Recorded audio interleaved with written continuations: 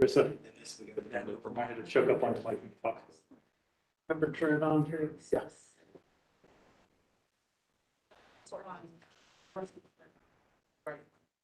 Right. All right, first.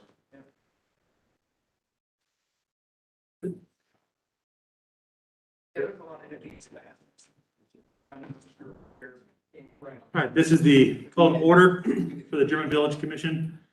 Today is Wednesday, September 1st, 2021.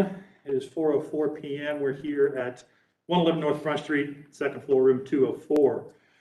The next business meeting will be Tuesday, September 21st, 2021 at noon here at 111 North Front Street, same room, same bat time, same bat channel.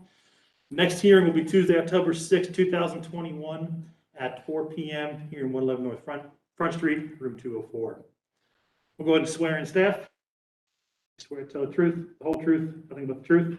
Yes. Thank you very much. We'll do the introduction of commissioners present. Start at the left down there. Mr. Durst. Ned Field. Anthony Hartke. Jeff Ferrier. Brent Foley, and Mr. Chair, if I could, I think the agenda says is that the next hearing is Tuesday, October 6th. Correct, so that is Wednesday. Just for the record. Thank you for that update. The date of the 6th is correct, but it will be Wednesday. Correct. All right, overview of hearing format. We're going to be following the City of Columbus COVID-19 Safe Workplace Guidance, version 17, effective as of August 16th. All City of Columbus employees and visitors to the city buildings are required to wear face coverings, regardless of vaccination status. It is also recommended any person attending the meeting maintain 6 feet of social distance. Masks, disinfecting wipes, and hand sanitizers are available near the entrance. Any person experiencing symptoms of COVID-19 should not enter the building. For public forum, any persons wishing to address the commission on matters not on the posted agenda are invited to do so. However, the commission is not able to undertake extended discussion or act on non-agenda items. The communication should be kept to a 3-minute limit. Any items for public forum? Hearing none, we'll move on to the staff approvals, which begins on page 8 of the agenda. Commissioners, a second to look through for any recusals. Mr. Chair, I have to recuse myself on item GD 2109-019, 626 South Fifth Street.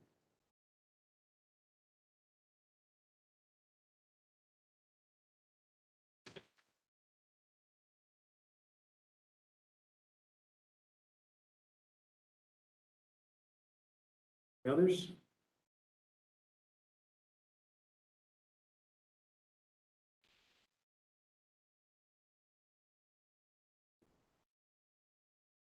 All right. Hearing no others, is there a motion? I move that we ratify the staff recommendations. Second. Any questions on the motion? Those in favor? Aye. All those against? Ayes have it. I'll move on to the meetings from the minutes from the last meeting, which was August 3rd, 2021. Mr. Chair, I move to approve the minutes from August 3rd, 2021 meeting. And I second the motion with the suggestion that my last name be spelled correctly. But the minutes be amended to make that. Take that one. Any questions on the motion? All those in favor? Against? Abstain. One abstention. All right, ayes have it, motion passes. We will move on to applications for certificates of appropriateness. Item 1 has been withdrawn by the applicant.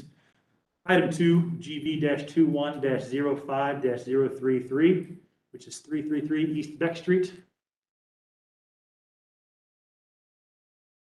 Applicant for 333 East Beck Street.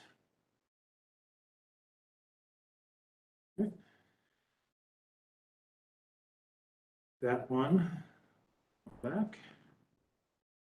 All right, item 3, GB-21-09-027, 685 South 3rd Street.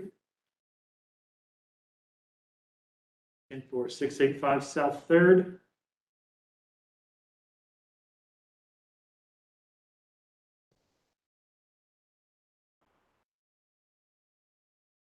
Moving right along. Item number 4, GB-21-09-028, 180 Thurman Avenue. 180 Thurman. Oh. Oh, we tried item number. Start at the other end. Item 5, GB-21-09-029, 201 East Whittier. Come on up. As contestants on the Derby Village Commission. Right there. If you please raise your right hand. You swear to tell the truth, the whole truth, and nothing but the truth. I do. And please state your name for the record into the microphone. Annabeth Ryder. Thank you very much. Morgan. Proposed work for this project is to remove and replace the non-original back entry door with same design because of wood rot from moisture. This application also is to paint the front door with different shade of red. Staff has found that the existing back door entry door was installed without approval by previous owner. A conceptual application was sent in October 2006 for replacement and repairs of windows and front door, as well as new construction of 2-car garage and extension to the back of the house. Photos taken from the October 2006 site visit shows the original door in place and then removed from existing opening. A COA was issued in November 2006 approving replacement of double hung sashes, but no record of approval for replacing the back door. New door can be seen in 2007 on Google Maps. The applicant has also provided a letter from the contractor stating why it be reasonable to replace with in kind. The significant framing modification will be required to resize the opening. Opening size will not conform to current day code and standards. Replacement door will have to be custom order size, which will be a much lengthier turnaround time and considerably more costly. The siding would have to be patched in, which cannot be matched exactly. The best expectation would be an 80% match, which would be very noticeable and not aesthetically appealing. Ensuring the new opening is watertight will present a challenge due to the framing modifications and patching of siding.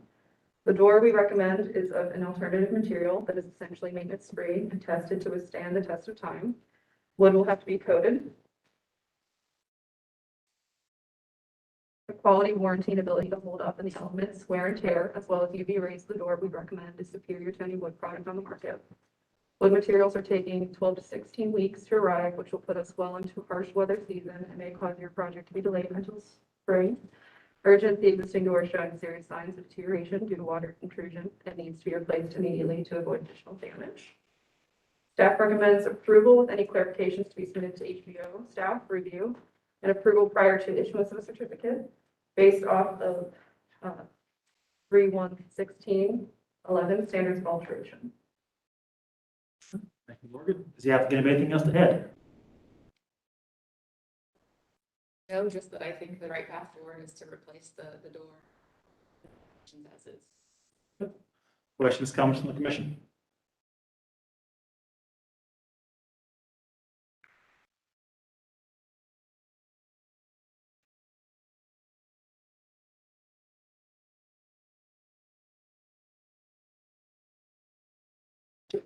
If there's reservation, I would like to add a couple more. Returning the door to its original size prevents moving appliances in and out of the house. There's no door large enough for modern day appliances. And replacing the door back to the original materials and size eliminates all natural light into the backside of the house. If there are no questions or comments, do we have a motion? Mr. Chairman, on item 05 GB 2109-029, 201 East Whittier Street, I move to approve as submitted. Second. Any questions on the motion? All those in favor? Aye. All those against? 7, motion passes. Thank you. Thank you. I can also tell you that Annabeth can squat more than anybody on this. I guarantee it. I can do it. See it. So- Thanks, Brett. All right, thank you very much. Moving on to item 6, GV-21-09-030, 123 East Deschler Avenue.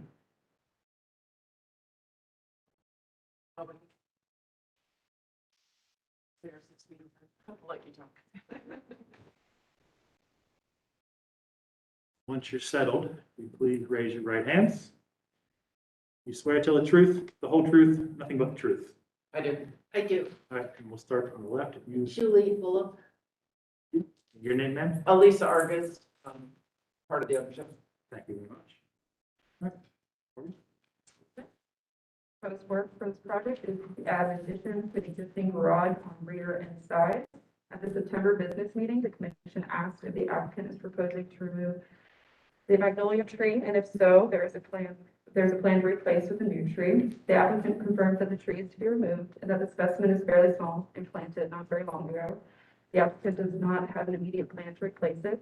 The commission also asked if the existing garage door will be retained and the new garage will match existing. Applicant states that the garage door will stay and the new one will match existing. The applicant notes that the garage has been extensively modified over the years. Applicant stated they had worked on the garage in 2004. Staff recommends approval of any all clarifications to be submitted to HBO staff to review and approval prior to issuance of certificate based off 311612 standards for new construction, item D and E. Anything else to add? I just think this garage is not at all of the original form. When I worked on it in 2005, you can see on the bottom drawing that it had the double peaked roof. The siding has all been replaced, the roof has been replaced, the garage doors were been replaced. A small addition to the rear was removed by somebody at some point. So it's been modified extensively. It's a pretty large lot and a fairly large house, so we feel like the scale of the garage is appropriate. Just a garage, not a carriage house, pretty straightforward. I would also say the rear yard is extensively landscaped, kind of a formal landscape. There's a lot of trees and plants. There is very much so. Yeah. So, Questions, comments from the commission? Number one, there are no corner boards on this. there are not now. There will be. Well, if you want us to not match the existing, we can add, it would be easier for us to add them, but I didn't show them because they're not there now. Yeah, I don't know. Yeah, so right now, no. I'm corner boards. flummoxed as why they're not on there now. Were they not approved in the previous one, or was that missed by the commission at the time? You did a lot of work on Yeah, I don't believe there were ever corner boards on the garage when I look at the as-built from 2004. I believe what they have on this is what I have on my house. It's like a little metal edge detail it. that name for that piece, but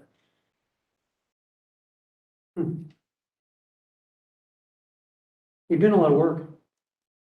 I would suggest that it's brought into compliance with the guidelines. you know, just right, I mean, it's a better detail to have. Sure. boards on Yeah, we're this. fine with that. Yeah. Okay. I think it's on page 83 is where all the stuff is called out in the guidelines. To clarify that, are you asking for that to be modified just for the new part or for the existing? No, the whole thing. The whole thing? Yeah. Just want to make sure we clarify. Yep, thank you. That was my intent. 1x4 or Whatever the guidelines call for.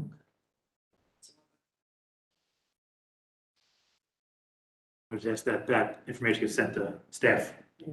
And Julia, it's more than just the corner boards, it's rakes, everything that's in compliance with the I guidelines. mean, I don't think we're proposing to update the entire garage standards. Okay. How much are you willing to modify your application? I think adding the corner boards is, but we were not planning on, replacing existing rakes and eaves and soffits or anything. Right, so about the new work? The new work we would need. yeah, Okay, that's yeah. what I'm interested in then.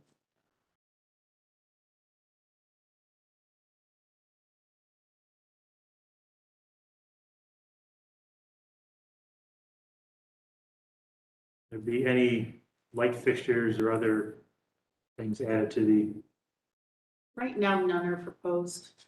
Just because there weren't any on the existing, so I didn't. It's a pretty well, there's actually a house across the street. Actual single-family And residence. we actually have a street lamp in the alley itself, literally right next to the garage. So There is an existing light fixture next to the existing door, so that'll go away, and you won't do one on the new door on the yard side. yeah, so we should. Yeah, you're right. City's gonna require that on the people door. Other people. But they're gonna want that, so we'll need to get her cut sheets on For people.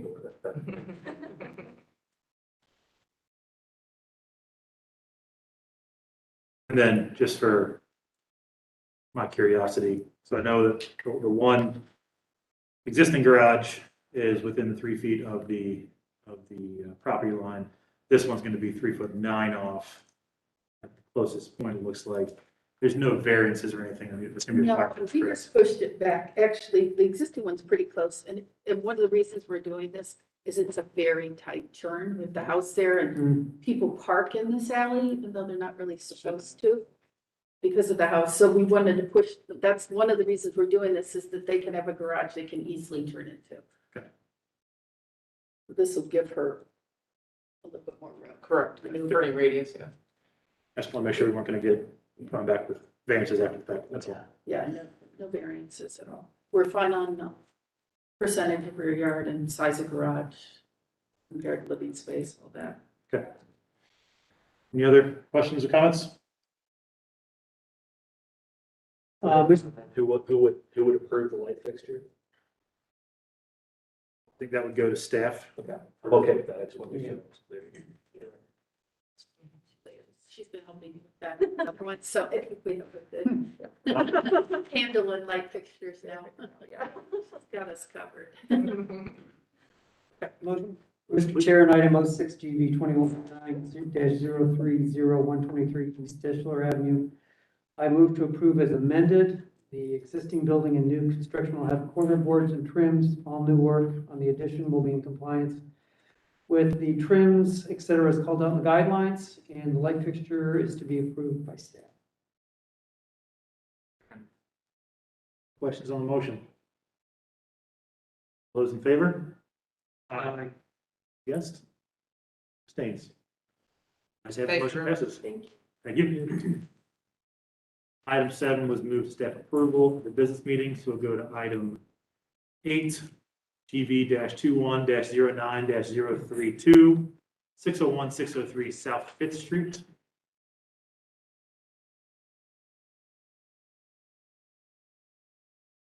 You're situated, if you please raise your right hand. You swear to tell the truth, the whole truth, nothing but the truth. I do. Please state your name for the record. Trevor Fisher. Thank you very much. Proposed work for this project, this applicant is to remove original existing slate roofing and replace slate shingles with GAF slate line conventional shingles to be installed. Install new galvanized half-round gutters will be installed on an entire upper main house with brackets and new 4-inch downspouts. Downspouts to be dark bronze finish. Install ice and water shield on all eaves and a minimum of 2 feet inside the heated wall, as well as around the wall valley extrusion. Ridge roll painted red will be done on all hips and ridge and fastened with stainless steel screws. Applicant provided slate assessment from Independent Restoration LLC stating that the 12/24 EV slate roof has deteriorated bond repair. Staff recommends approval with any clarification to be submitted to HBO staff for review and approval prior to issuance of the certificate. Staff would agree that slate roof appears to be in poor condition. This is based off of 311611 standards of alteration, number 6. And I think there's a sample too. We sent a physical sample.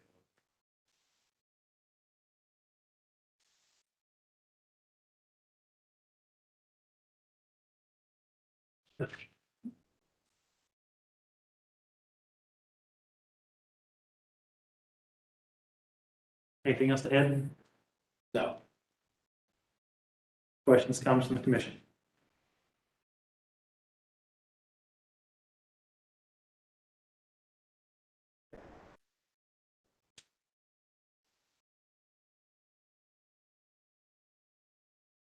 I move on application number 8, GB-21-09-032, 601 to 603 South Fifth Street, to approve the application as submitted. Second. Like one clarification, the agenda didn't say it, but the color of the slate line to be per the approved shingles list. Correct. All right, any questions on the motion? All those in favor? Against? Abstentions? Let's have it, motion passes. Thank you. Much. Might take the sample back. Yeah.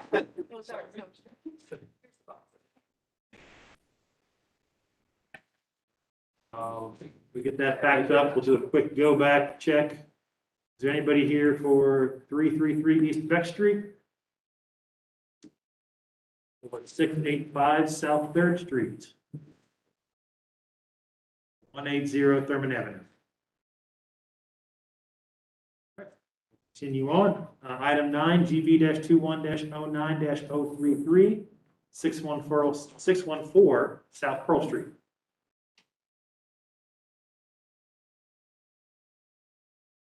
You're settled in. Please raise your right hand. You swear to tell the truth, the whole truth, nothing but the truth. I do. Please state your name for the record. Amy Lauerhouse. Morgan? Proposed work description is to convert existing side porch to interior finish space. There's also proposed first floor addition of a sunroom, laundry, and bathroom. Remove existing non-original dormer on rear of house and construct new dormers consistent with GBC guidelines. Staff analysis, staff has found that the proposed rear dormer is a non-original dormer, which was installed in the late 90s and is considered a non-contributing. The porch is located on the side of the house, which can be seen in the 1901 as well as 1937 Sanborn maps. Based on this information, the porch is considered a contributing feature to the structure. Staff recommends approval without porch infill with revised drawings to be submitted. All the conditions of the dormer follow GBC guidelines and the siding details to be submitted to staff, i.e. what siding materials will be used in dimension. This is based off of German Village guidelines, dormers and skylights, page 98, number 2, and 311612, standards for new construction, letter D and E and M, as well as German Village guidelines, page 93, additions, number 4. Thank you. The applicant have anything else to add? That was fast. I heard it myself. Figure out why you got to me so fast, but now I know other people haven't showed up. I'm sorry, were you recommending for approval of the porch infill? No, we do not recommend. Okay. So this is a contributing feature. So, if you go back to the photos, I'm not controlling the screen. I am not. There is another member in the office right now. Oh, okay. Which picture? That one right there, on the right-hand side, that is the side porch. It's literally like 3 feet from the neighbor's fence. And if you go back up one additional slide, that's the view. So that side porch is, our property is to the right, and that side porch is behind. You have the front porch, which is actually on the side, and then a bump out, and then that side porch is behind that. So it's 3 feet from the neighbor's fence. It literally looks onto their driveway. So there's really nothing redeeming about the location, just due to the circumstances of the neighborhood. And this is a very, very small kitchen, as a lot of German Village houses have. So our goal would be just to infill that so that we can make the kitchen a little bit more functional. Questions, comments from the commission? We've allowed infill on side porches like this, but not to the opacity that you're indicating. Okay, It still looks like a porch that has had glazed panels added to it. okay, You might consider that, okay. but certainly not what you're proposing on this, in my opinion. Of course, that would challenge kitchen layout. It's not our concern. I- Just to throw that in there. I agree with that. I know these inset porches are characteristic of a lot of the houses in the village. And it's one of those features that we don't want to lose, at least try to maintain some visual integrity of that. Okay. Fence is there now. Fence will be gone in 10 years. We don't know. So, yeah, I agree with that. I concur. I do have a question about the dormers. Yes. So I know we saw this at this meeting, and I just want to make sure that I'm seeing what I think I should be seeing. So on Confusing up there. So on page 9, driving over there. So on the left-hand side, that elevation, that's the existing dormer that's there currently, correct? Yeah, it's kind of like a two-stepped dormer. Right. It looks to me like somebody sort of DIY'd it. So yes, that is what is there now. And there's On currently, the one side, no dormer on the other side, correct? yes. And so on the right side elevation, that's that inset porch that we're looking at, correct? On the right elevation of the page. Yes, correct, yes. So then if we jump down to page 14, which is the proposed elevations.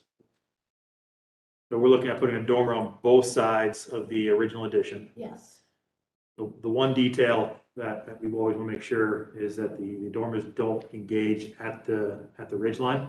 okay. Should be set down. I'm not sure, Ned, do we have a typical distance down?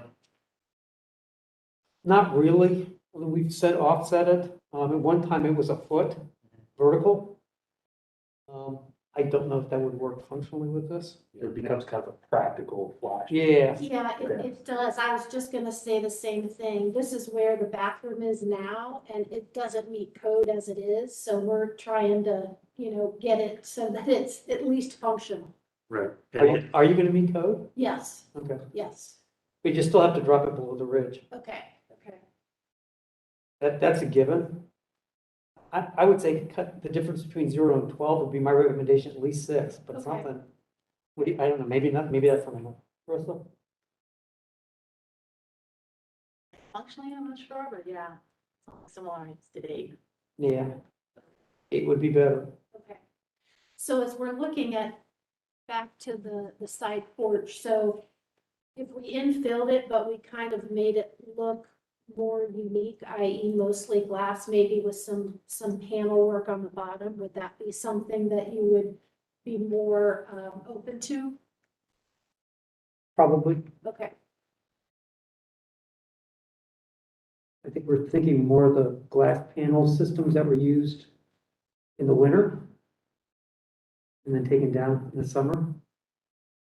But you're asking for permanent installation. And those have a small panel at the bottom and then 2 panels of glass above them. Yeah.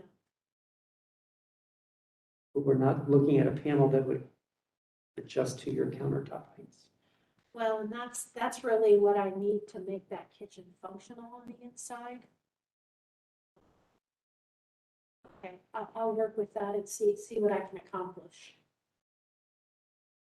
Then my last question for you is, looking at the rear elevation, again, between sheet 9 and then down to sheet 13, looks like there's a small shed bump out, and on sheet 9, there's a window.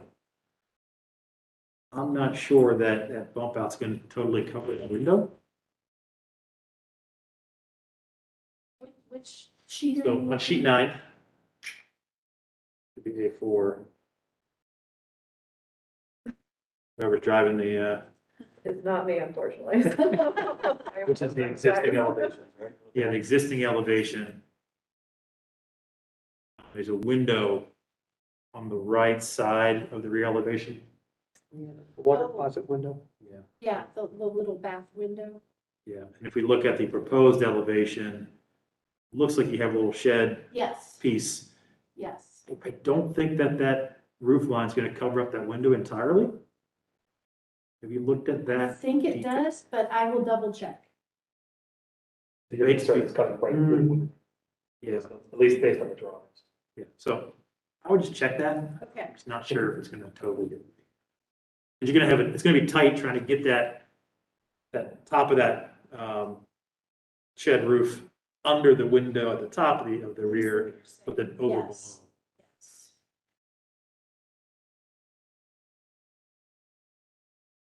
Yes. I'm just thinking out loud here. If there, I think there will be, if we're allowed to do the porch infill, there will be some work there that we can capture to infill that area with existing brick in that little triangular corner that's left over if need be. I think we would want to see the lintel stay in place Okay, and fill it in with brick that's different, right? Certainly the lintel still, yeah, okay. So that the gutters that the window was there. especially if somebody takes that addition off later. And that window could be restored.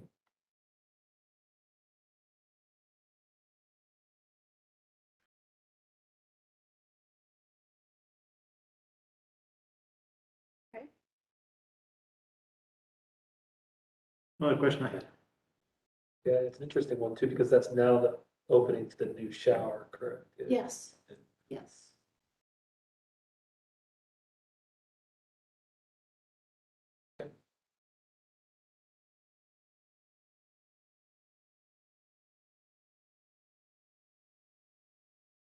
So I imagine level of comments, we're gonna continue this, is that the direction we're going? I suppose so, it's a, Good to see the Yeah. revised drawings. Yeah. That's fine. Kids okay with that? Yeah, absolutely. What number are we on again? number 9. So I will motion, unless anybody else has any comments, to continue item 9, GB 2109033614 South Pearl Street. Second. Any questions on the motion? Those in favor? Against? Abstains?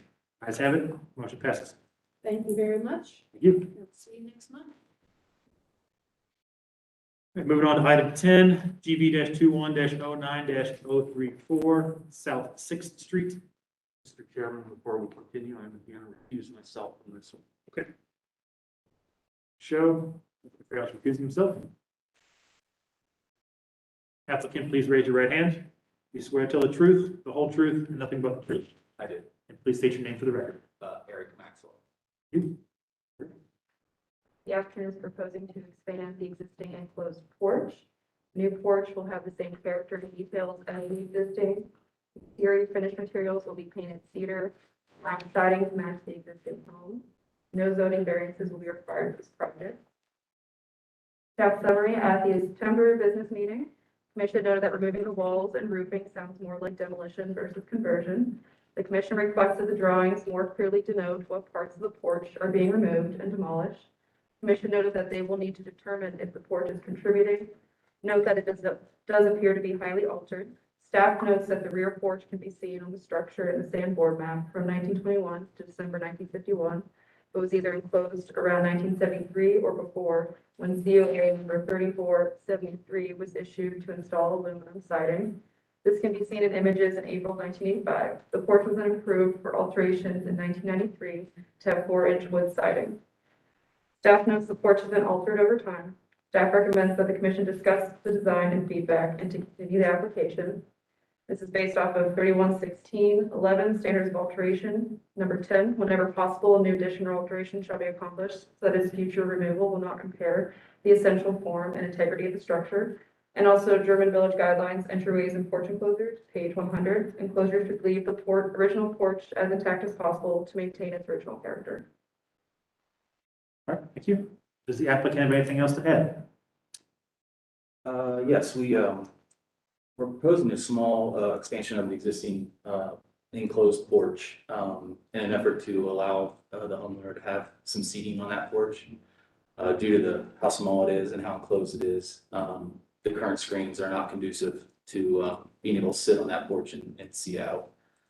She also has a trap door to the current basement that she's dealing with, so it limits the amount of furniture she can put in there, and still use that as her main access to the house, from the garage. We're trying to, keep with the, existing details and just enlarge slightly, to give her that space. Questions, comments from the commission? The notes on the demolition drawing say pretty much you're removing all of the walls down to the foundation and the roof. We are, yes, we're going to remove the walls and rebuild, so that we can get the full screen panels, for the porch, the full height screen panels. So the point is, you're not expanding the porch, you're taking it down and building a new one. We are taking the walls down, building a new, and rebuilding the walls, Okay. correct? Because I see nothing in the roof that's remaining. No, with the larger footprint, we had to rebuild the roof as well. Yeah, okay. But we're putting it back as it currently was.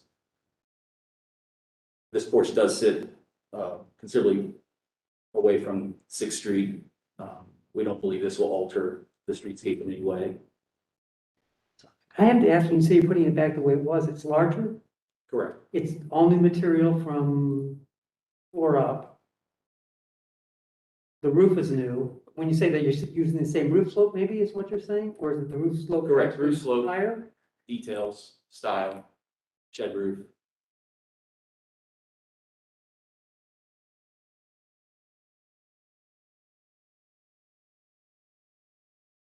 Has any investigation been done underneath, to understand what's underneath the aluminum siding? It's wood siding. Oh, it's wood siding. Yeah, it's wood, 4-inch wood lap siding. That was redone. Correct.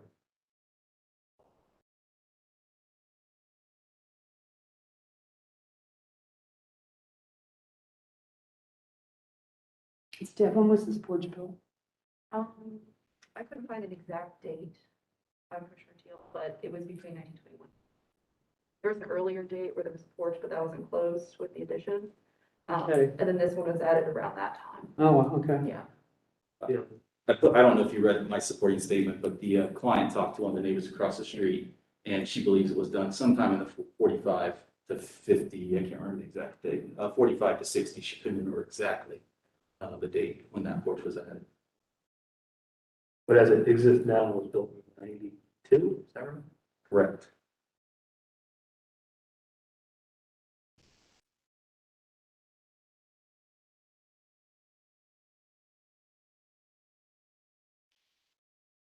Out of curiosity, the foundation there currently, you know what material the foundation is?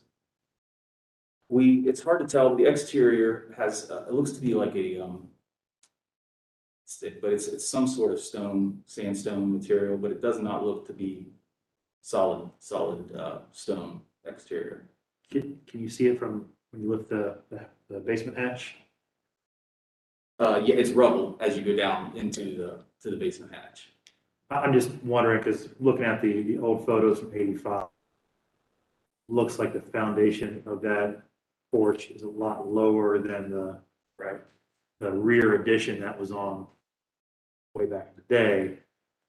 Wondering if there's any evidence that the foundation of that porch has changed, which would indicate that that porch somewhere along the line got addressed. Trying to find a way to make a case that what is there is not historic material, basically. Trying to find Got a it. clear cut for you. Yeah. Are you referencing the picture where the aluminum siding goes all the way Yeah. down to Mhm. grade? Yeah. Yeah. I did not tear up floorboards and try to determine, kind of what was going on there Mhm. in the structure. As Morgan and I were going through the history, it seemed very apparent that it was not contributing to the original cottage. And, I think over the years, it's slowly improved in design from aluminum siding to what's there now.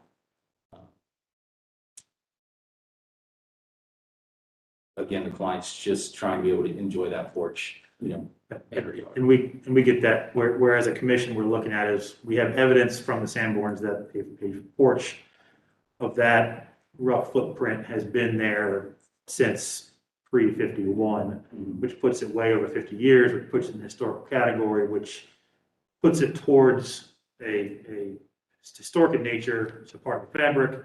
Right.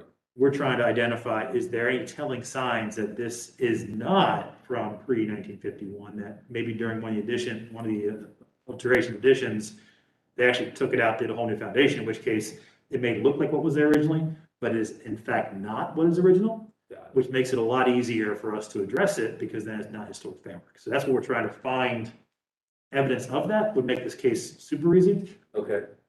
If there is no evidence of that, then we have to default to that it is historic, and then we, as a commission, need to make a decision of, is it worth saving as is, footprint, roof slope, whatever, or are we saying that none of it, it's been altered enough that it's no longer historic, and that's another avenue for us to go for what is essentially demolition of the porch and then rebuilding something new. So I'm trying to find a path there is what I'm trying to do. And the other path is, if it is contributing, an appropriate addition to the porch that will not conceal the original porch. You're totally tearing it off right now and putting something new on. If it's contributing, it needs to stay in place. If you want to enlarge it, you got to figure out an addition to that works with that. That's kind of where I'm going. Got it. Okay. So we can still see the mass of the original porch, where the eave line was. You can question the fenestration, I guess, but it's contributing because it goes way back from the pictures we're seeing. So how do you enlarge that porch that works for your client, that maintains the original porch and gives her the extra square footage that she would like to have? Or he, I'm sorry. For me, the other evidence would be the foundation is original, but everything above that has been rebuilt, either in the 70s, 80s, or 90s. There's new, This there's picture newer stuff. certainly seems to indicate that portion of the foundation looks like we're doing right there. Yeah. Illustration on what's there now looks like this. I would say, as staff said, they recommended continuing.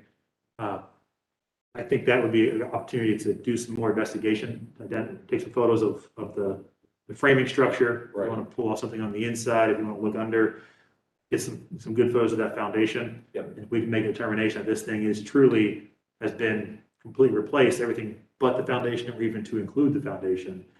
And I think it's a whole different conversation.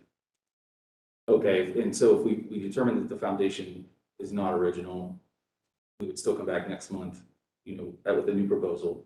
If it is contributing or original, then we want to maintain, for Mr. Theo, we want to maintain the existing structure's presence, but an expansion would be possible. Yeah, I'm not against an expansion. Okay, I'm for keeping the massing of that little porch there, got and you figure out some way to come out some other way Right. and get what you Yeah, need. understand. Yeah. Right. So we don't lose that concept of what that massing was in the fenestration. Got it. Okay. You could maybe bump it out still, but change the roof form. There's a couple different ways. Okay. Great. Yep. That's So- perfect. Yeah. So for our record purposes, are you asking to continue the application? Yes. Is there a motion from the commission? I motion to continue item GB 21093478 South 6th Street. Is there a second? Second. Any questions on the motion? I would just suggest if you come back next week, next month, documentation showing what you found. Oh, absolutely. Certainly looking for an explanation along that west wall of why that siding does go down to the bottom, Right. but no longer. I mean, that may have just been, I hate to look at that, or the foundation was bad there. Right. They didn't want, so rather than parging it, they put aluminum siding on it and called it a day. Yeah, we'll put up some boards and see what we can Yeah. see. Yeah, we just need some more information. Understand. Thank you. So we have a second. We'll take the vote. All those in favor? Against? Abstains? Ayes have it. Motion passes. Great, question. One thing real quick, for the investigation, that will need a COA. Sorry. That will need a COA as well for the investigation. Yeah. Yes, you'll just have to submit that to me, certificate of Okay. certificate for that. Separate from Yeah. this submittal? Yeah. Okay, Investigative demolition. got So just- On the exterior, you On the can do on the it. interior We to your can heart's pull up a content. couple boards on the inside, some wood. You can do whatever on the inside to your heart's Yeah, content. that's all I wanted to do. Okay, Just and pull a that's, couple yeah, boards, that's it. see what I can see under there. But these are important. Thanks. No, I won't do this. Thank you. quick go back. We missed items earlier. Do we have anybody here for 333 East Beck? 685 South Third? 180 Thurman? All right. On.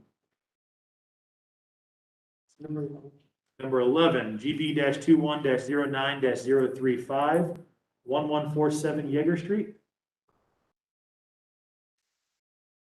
In for 1147 Yeager. All right, we'll move ahead to item 12, GB-21-09-036, 540 South 6th Street. 540 South 6th Street. Okay, keep going. 13, GV-21-09-037, 253 East Casa Street. 253 East Casa. The applicant did email me and said they weren't able to. Yeah, but this is the.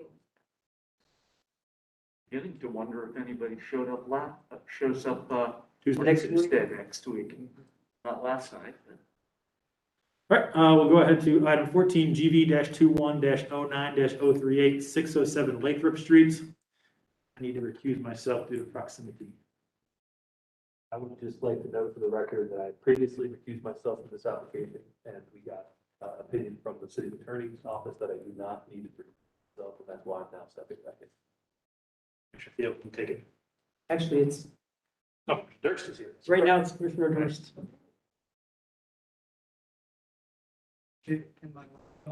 Yes, you can both sit there, you just both have to be sworn in.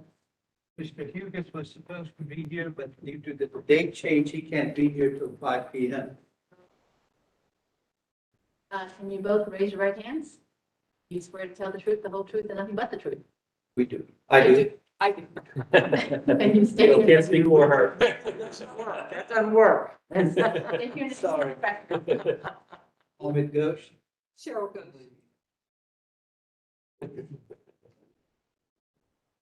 Proposed work for this applicant is proposed lot split at 607 LaFrock Street, Columbus, Ohio. After the split, lots A and B will be 2,625 square feet each. Lot A with the existing house will continue facing LaFrock Street. Lot B will face Briggs Street. Lot A will create 2 parking spaces on the north side. A draft easement to reach the width needed for parking is attached. Lot B will have a house with a 2-car garage on Brick Street. Variance is requested as application BZA 21097. CC 33214 area district requirements to reduce the lot area from 6,000 square feet to 2,625 square feet for each lot. CC 33205 lot width to reduce from 50 feet to 26.25 feet. CC 331203D, allow part of the parking spaces to be located on the parcel to the north. Draft easement is attached as well. CC 331225, maneuvering, the abutting driveway for the parcel to the north will allow maneuvering. Draft easement is attached as well. CC 331229, side yard, the existing house, lot A, has a side yard to the north of 7.5 feet wide. Parking spaces are required but to be 9 feet wide. Draft easement landscaping plans are attached as well. DC 333226 to reduce the side yard for the existing lot A to the south of 3 feet, 0.75 feet. We request that the applicant requests that the proposed addition is allowed to have the same setback. They also request that the north side yard on lot B is allowed to be 2 feet. And last variance is CC 333219, fronting. The proposed house on lot B will face a public alley instead of a public street. Staff analysis from the June 1st, 2021 hearing, commissioners noted that the proposed lot would be smaller than what code currently allows, and that tapering the driveway would likely be required to meet current accessibility standards. State council would likely require a written easement to be filed. Parking split may not solve any issues and will increase density when parking is already present in the rear.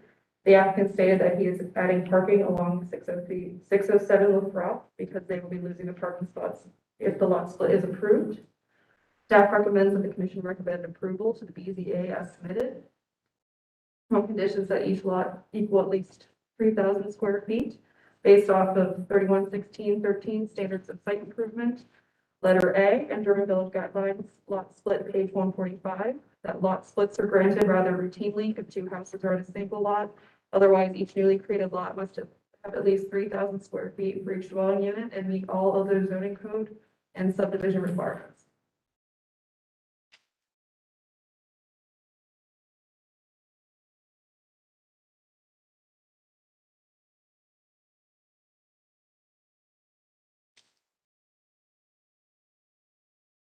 What's the difference between the requirement for a 6,000 square foot lot versus a 3,000 square foot lot?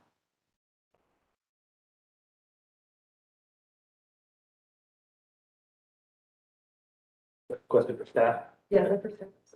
Well, it says in the written one, it says the lot areas require 6,000 square foot, but you just said, That's her recommendation. That's a staff recommendation. okay. Yeah. So really, the requirement is 6,000 square foot, which this lot doesn't currently meet You know, at all. So there's no way you can do two lots that are 3,000 square feet. that's what I was confused too. But you can, one could be complying, Right. sort of. But then you, The what do you other do with the other one's one? way too small. You might as well just not do it.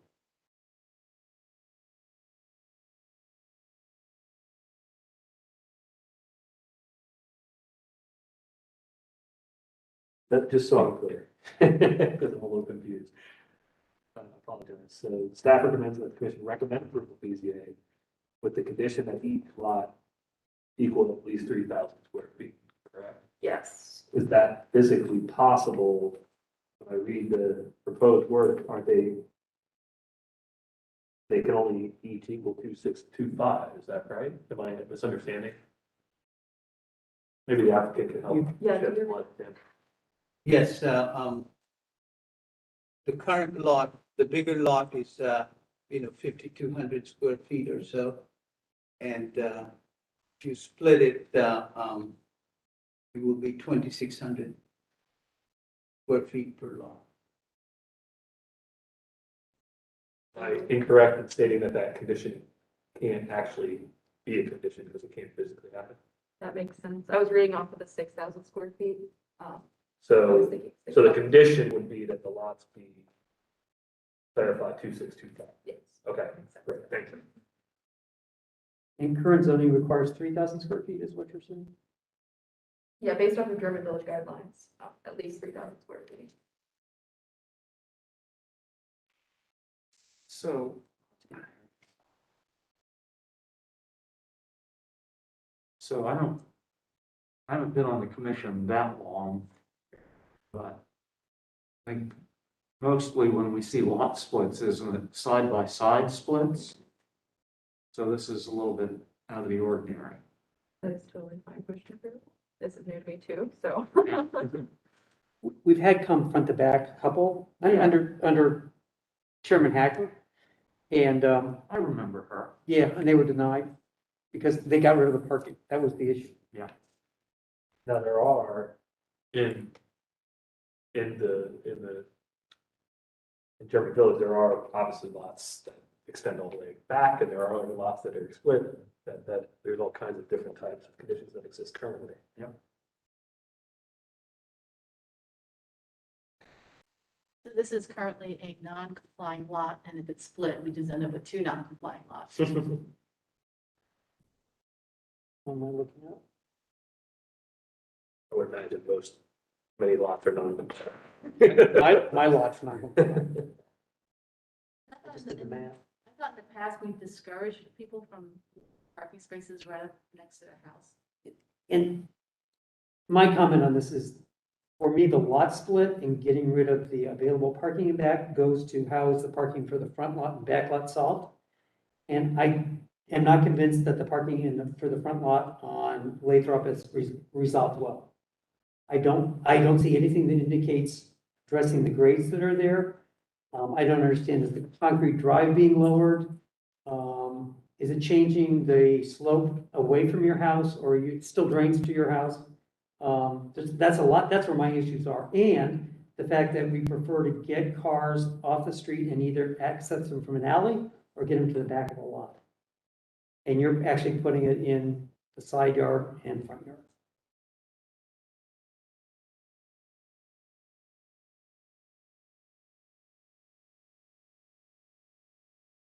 And I can't tell from, there's nothing to indicate grading that works for me, so. Madam Chair, if I may. The landscaping plan that Jacob's Grant did, we did look at all the elevations. The photo would show you there's not that much of a grade difference. I believe it's 8 or 10 inches of grade difference, and what they're proposing is you look at the existing, or if the landscaping drawing by Jacob's Grant could be brought up. You're referring to the swale down the ability too. Yes, in that drawing, she Page 6. indicates that there is a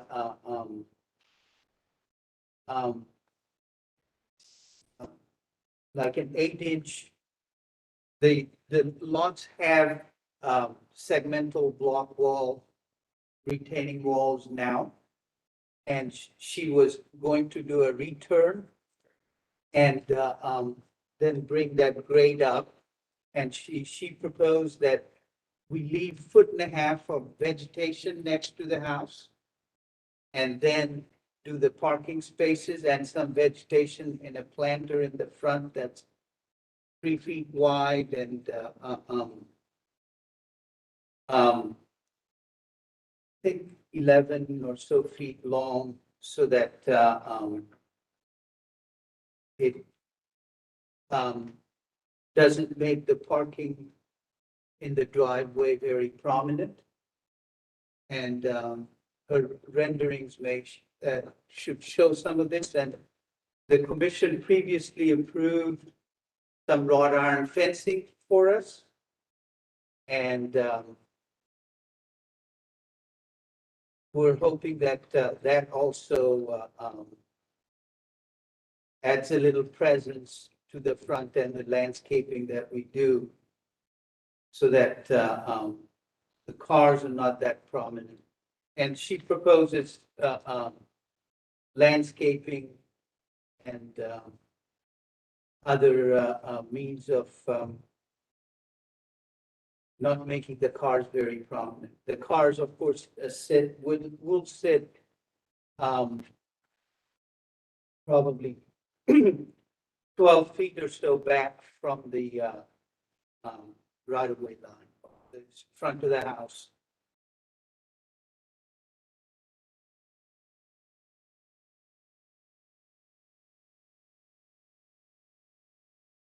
So the space where it says parking for 2 cars is 10 foot 10 from the property line to the house, and then there's a little bit of landscaping. Yes. I don't think that's 10 foot 10 from the property line. I think that's 10 foot 10 from the edge of the new pavement. Right, I'm sorry, right, I don't know the property, you're right, the property line is. Madam Chair, what it is that we have 7 feet, 9 or 10 inches now. Got it. And we're obtaining a 3 feet easement from the property to the north. So, which is that grassy area in that photo, or overgrown area now. So, and we will also, the neighbors will also the parking area will be in brick, and the neighbors will do their front entrance and it's in disrepair because they had some water damage to it and so forth. So that would be in concrete to bring it all together and make it all look nicer. Do you know how much you're lowering the existing driveway? Madam Chair, to Commissioner Phil, we're not lowering the driveway at all. If anything, we are building it up by about 8 inches towards the back of the house. I'm talking crosswise. I mean, right now you're showing an elevation of 11.5, and this is the proposed work, 11.5 by your front door, and 11.25 where the middle of the swale is, and then you're back up to 11.5. So that's basically level across, Yes. but I'm not convinced that's what's. I have been to the site and looked, the driveway is significantly higher than the grade at the side of your house. I mean, I wondered how you were going to get parking in there. That was my issue. I wish I had the photos to show you that from the, where the trash cans are now. Mhm. It's exactly the height of one CMU, segmental block wall, which is 8 inches. A great difference between the two. It looks more, visually it looks higher Mhm. because the grade does drop off as we go towards Briggs Street. So, but where the parking's going to be, it's a difference of at the most 8 or 9 inches. If I can, so if you zoom in on this picture, you're saying directly behind these, that's a segmented retaining wall, one block right behind the. Yes, Correct. that is Looks correct. like it steps up. Hold it. It looks deceiving. Initially, it looked the same way to me too. And that's why Jacobs Grant, when they did their drawings, they said, take that grade all the way up to where the AC is and raise it all up and make it all level. So you're raising your property, Yes, not the driveway. no, Okay, no. so that was I thought you had said you were Oh, raising the driveway. I'm sorry, I didn't Okay, understand your thank you. question. Yeah, we're raising our property by about 8 or 9 inches next to where our existing porch is.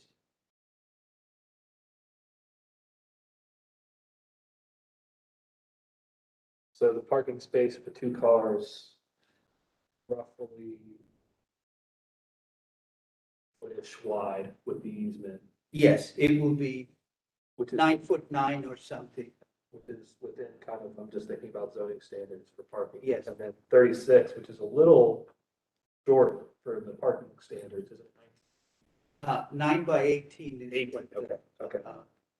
Okay. 30 through 12.29. We can make it a little bit bigger, if needed, or if you choose, we'll just have to, push the AC unit and, the retaining wall a little bit further back.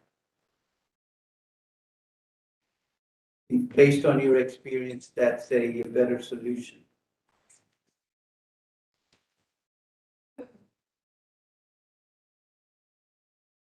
So I'd want to be careful here, whatever we do, that we, since the drawings show a proposed future addition, that we don't, by implication, approve the installation of an addition there. This is Yeah. Well, let's say if there is a lot split, won't that future addition mean there's over lot coverage? That's what I was thinking.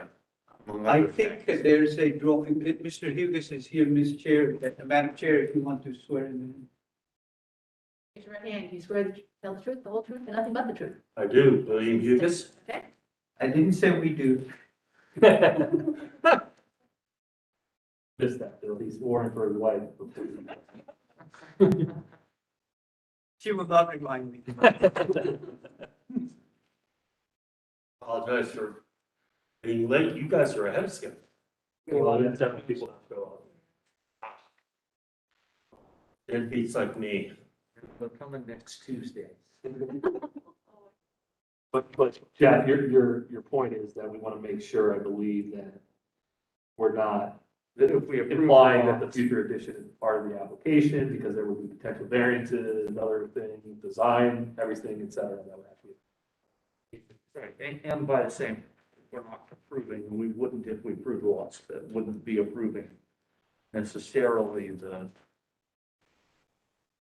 dimensions of any building on the other. Or any zoning variances that don't apply to the lot Right. split.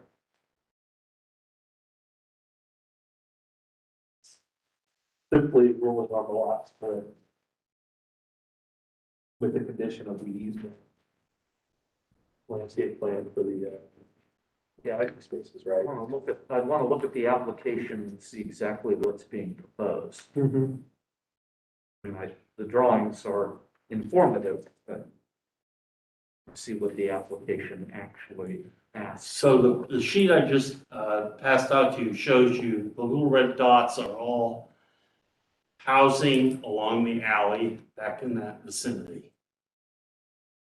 They're not carriage houses, they're actual houses. Bill, before you got here, I said this condition occurred throughout your village. Madam Chair, I think it was your comment about the lot coverage and stuff, that Mr. Hugus did those calculations there. Yes. So we set it up so any future addition they would like to do on their property, the front property would not require any additional variances based on what I've dotted in for future. That's built into the lot split. If they want to change that, they'd have to come back. On the back lot, I believe we set the same thing up, that there would be no new building on the back lot that would exceed 50% lot coverage and a minimum of 25% rear yard, which is similar to what I did at my own property 3 years ago. So this addition to the existing house still is under the 50% lot coverage? I'm sorry, what? So this addition to the existing house that's shown here is under the 50% lot coverage? Correct. Okay. And then on the back lot, we've already committed a two-car garage for it.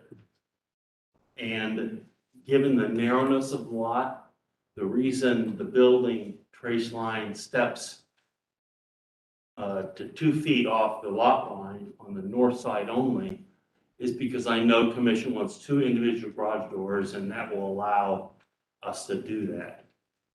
I just think there's we have to think through, I mean, the applicant could sell that lot, right? I don't think, maybe Jeff, this was kind of what you're getting at, we can apply the future of either condition as part of this application. It's good that you've shown that can be accomplished. Yeah. But, and that's helpful, but we need to just make sure we understand the material matter. I would say, my attorney friend. Well, it's, I don't think it would be a materiality issue. I think it would be an issue of whether the construction of a building of that dimensions is actually part of the application. All we're committing to is not exceeding 50% and minimum of 25%. And inherently, you're not, because you're not asking for that variance. Yeah, that would only come up when you applied. Aren't we asking for the 2-foot variance on the north side of the Yes. back property? And For the 2-foot side yard variance. Correct. yes. Madam Chair, Commissioner Foley, that's what that is. So that's the only variance we're looking for For there. the lot split, and the 2-foot variance on the new lot, not on the existing. That is correct. That is correct. Now, the existing lot on the south side does have a setback of 0.75 feet. And when we do the addition, that's not part of this request. We request that building line be allowed to be maintained as it has been. We're typically allowed to extend from the original structure another 50% on a non-conforming, and that's kind of what that's showing. So my question is, and I think you explained it, why are you requesting the 2-foot variance on the north side of the back lots? It's because that section of that potential building would probably have a garage. This commission prefers two individual doors That's as what I thought. compared to one big one, and the only way to get that in there is to add that foot. But you're supposing that the building built on the back will have a two-car garage. Or two off-street spaces. Hmm. It could very well be, I'm not designing that building. Could very well be that it's just merely off-street spaces, although Yeah. on an alley, I don't like parking. Yeah, we usually grant variances based on a approved design.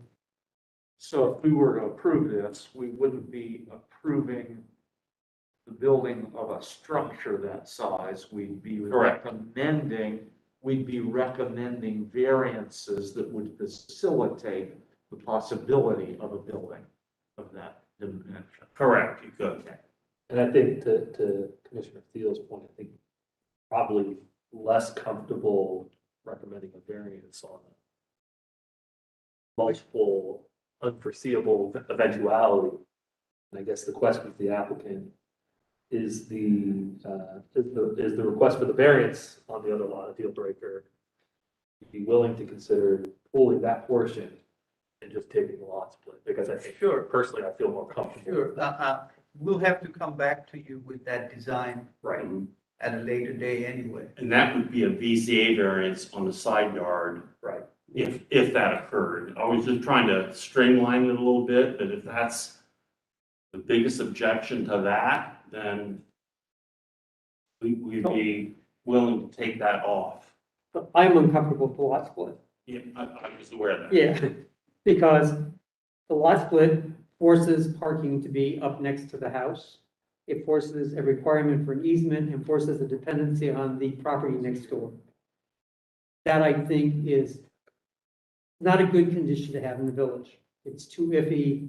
You don't have enough property and you're depending on a neighbor to provide you the latitude to do that.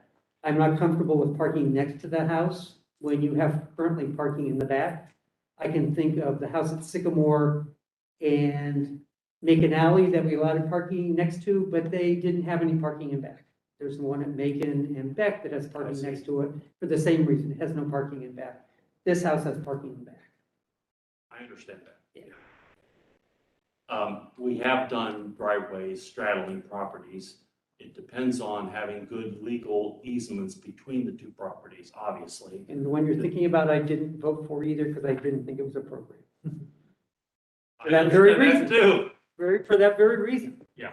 Exactly. And that one didn't involve parking on the side of the house. Yeah, understand. it got it to the back and with the garage. There is no parking potential at all on Lathrop, so I Yeah, just want to point out that it's a burden for the people that live along Lathrop, for guests and everything else, so. it's a good point. So So it's interesting, trying to see if there was guidance for the guidance. My general thinking on this is that when I look at what Bill provided us, this is a condition that exists, might have happened during the time, right? And so the character of German Village is to have sometimes houses, sometimes garages on the back side. Now, obviously, at that time, cars were not a consideration, right? And so it's hard to figure out how that fits into the mix. I think what's at hand and I think that the solution is creative. I think with the condition of an easement being in place, like a part of the recommendation being a condition that there is an agreeable easement to ensure that is there. And then I think where I'm trying to get my head around is, do we have adequate screening then of the parking so that the parking on the side of the house isn't pulling away from the character of the property, if that makes sense. That's kind of where my head is. That's a good point. Yeah. That's a good point. I don't think that's possible by the means of access to get to it.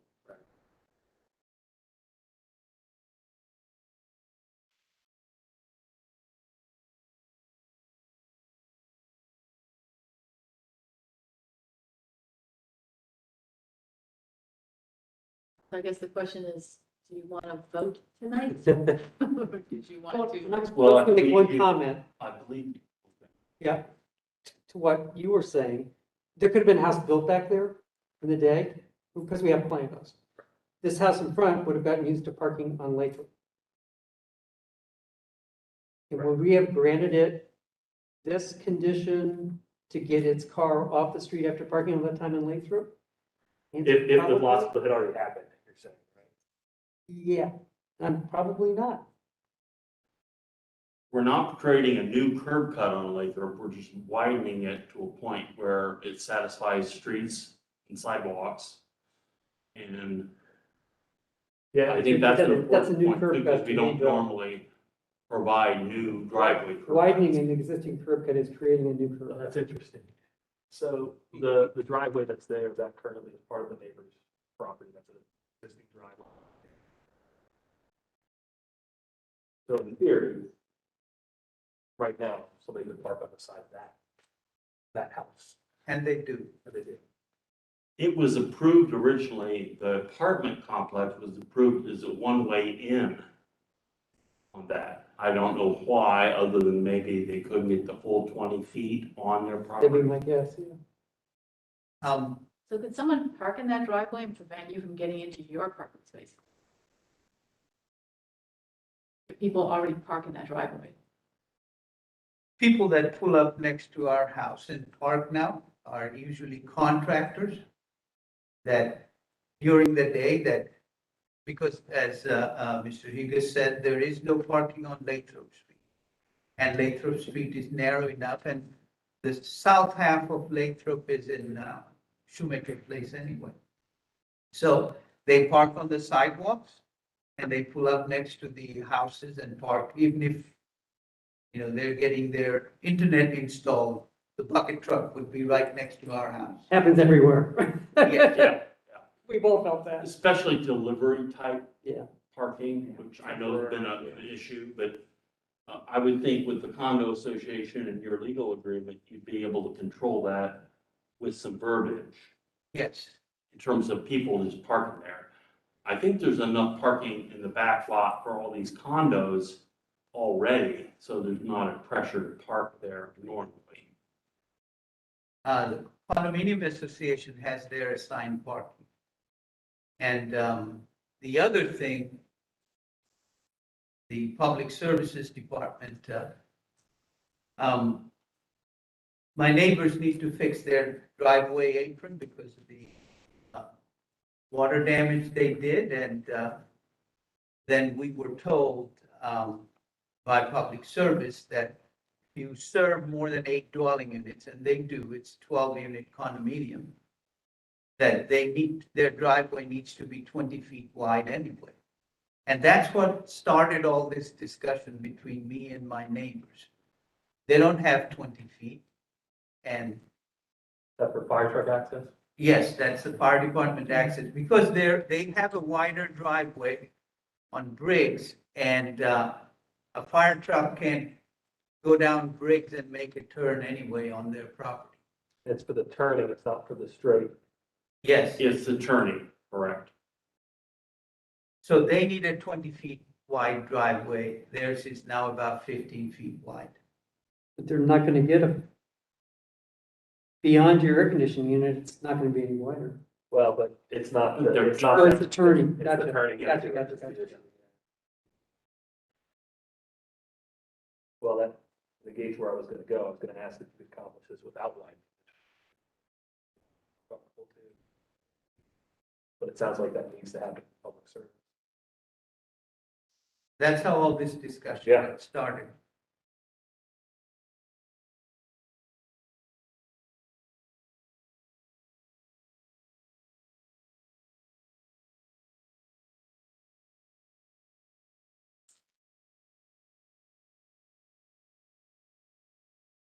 Is this your first meeting with masks? Yes. Well, I can't wait until Thursday, I'm on brewery. This is uncomfortable. Trying to hear you. Come to my classroom. Oh, bad. So would this application feel better if they were able to get a driveway in there and just park in the back of the lot? Front lot?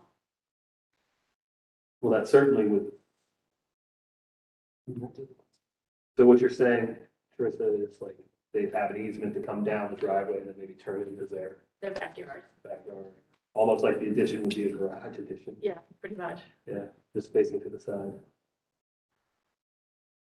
The last driveway that was approved many years ago, except for Commissioner Thiel, on Beck Street, it was the only house on Beck that didn't have a driveway, and it was in the Lindy's parking zone, so they never had an opportunity to park anywhere near their house.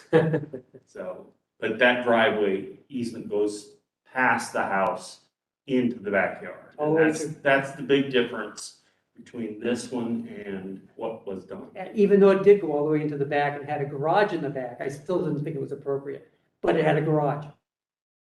Doesn't prevent people from still parking. in the garage. They actually have a gate. I mean, but the owners could still just park. Oh, yeah. back. Yeah. And they had written easements between the two owners about parking beside the house. That's true. Exclusion for that. I don't know how we get to that. 713 Lathrop, as I've indicated, and I'm not negating anything you're proposing. Parking is a problem on Lathrop Street. 713 Lathrop has a driveway, no garage in the back, and my next door neighbor, 711, has 2 parking pads in the front and has a garage around the back. I would love to know she got 2 parking pads in a front yard. Yeah, I know. Yes. Yeah. So, and I'm sure he did that so that he or she did that so that it's a he now. Can't leave your car on Lathrop. We basically park on the sidewalk. It's also convenient for him to park there rather than park all the way in the back. It's a long walk.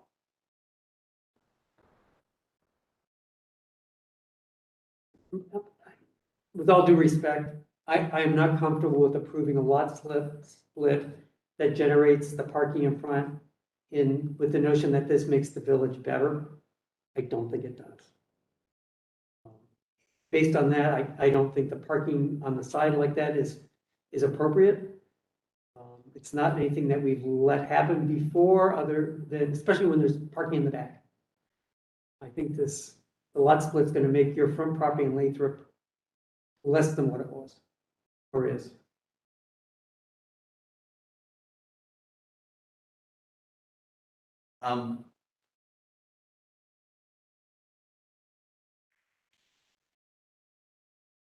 Currently, you both park in the back, correct? Yes, and the back, there are photos. It's not that attractive.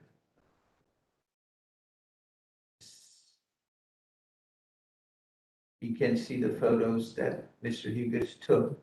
And if we did the lot split but did not grant the parking on the side, where would you have to park?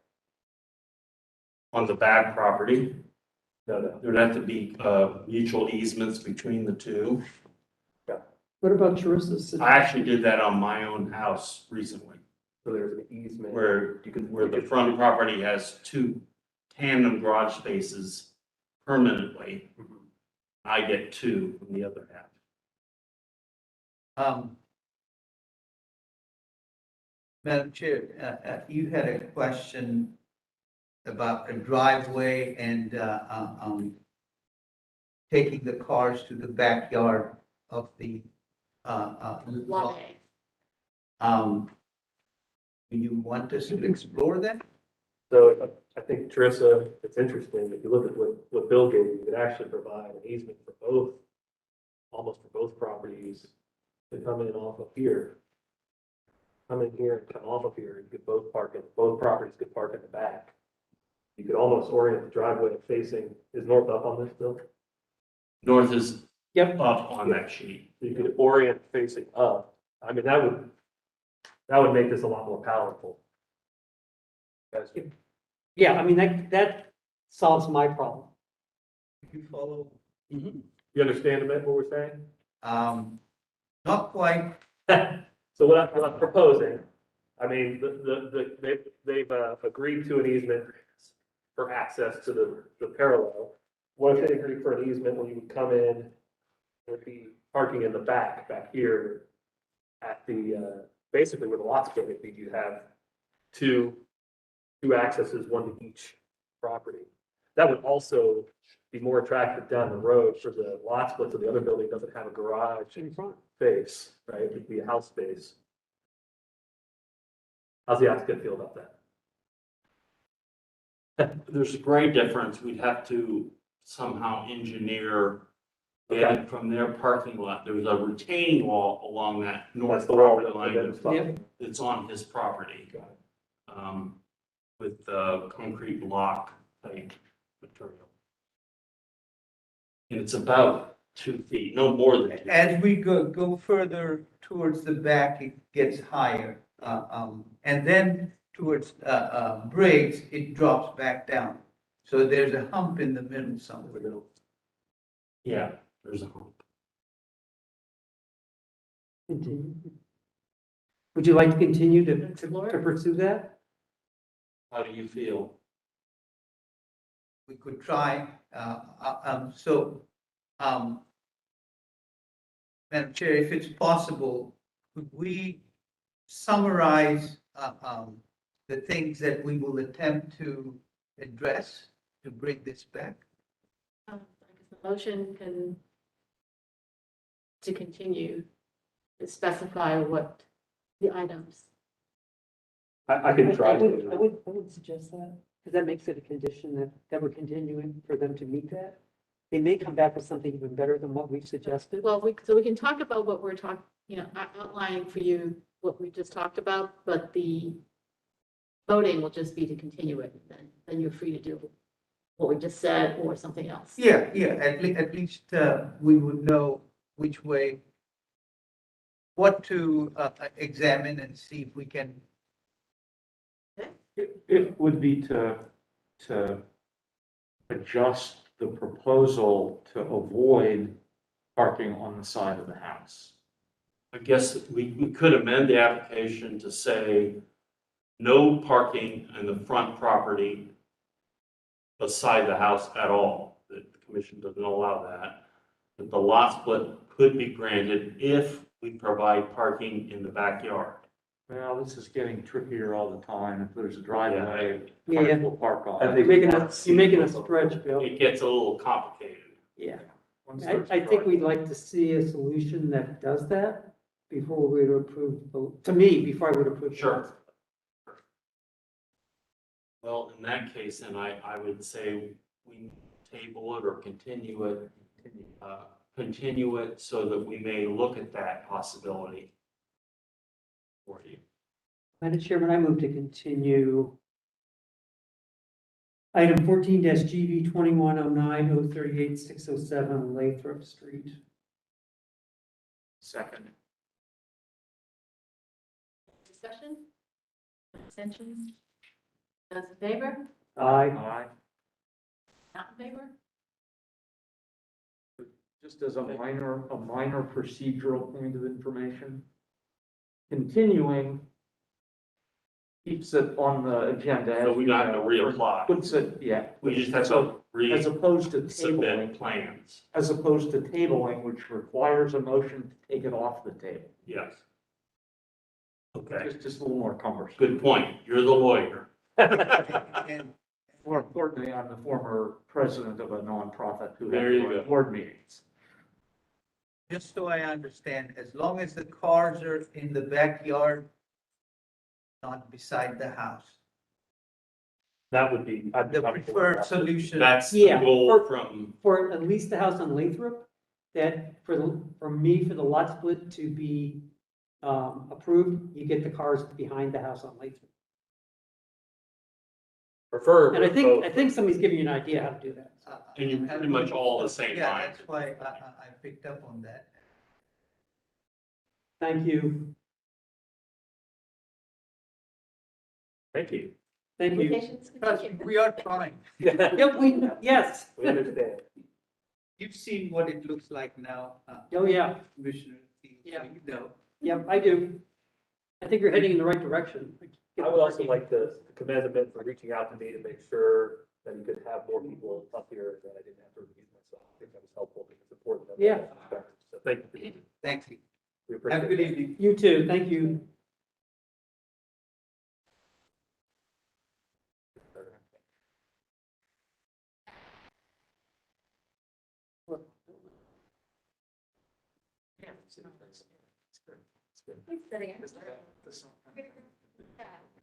I have to go out because I have to recuse myself from this one.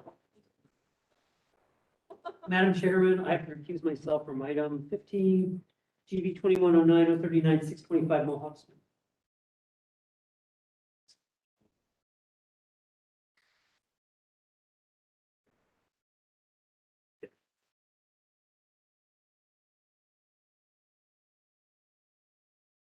David, tag it in.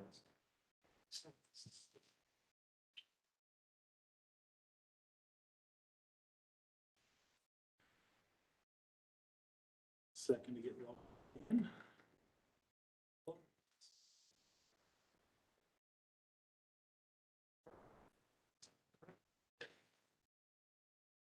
We are on item 15, GB 21-09-039, 625 Mohawk Street.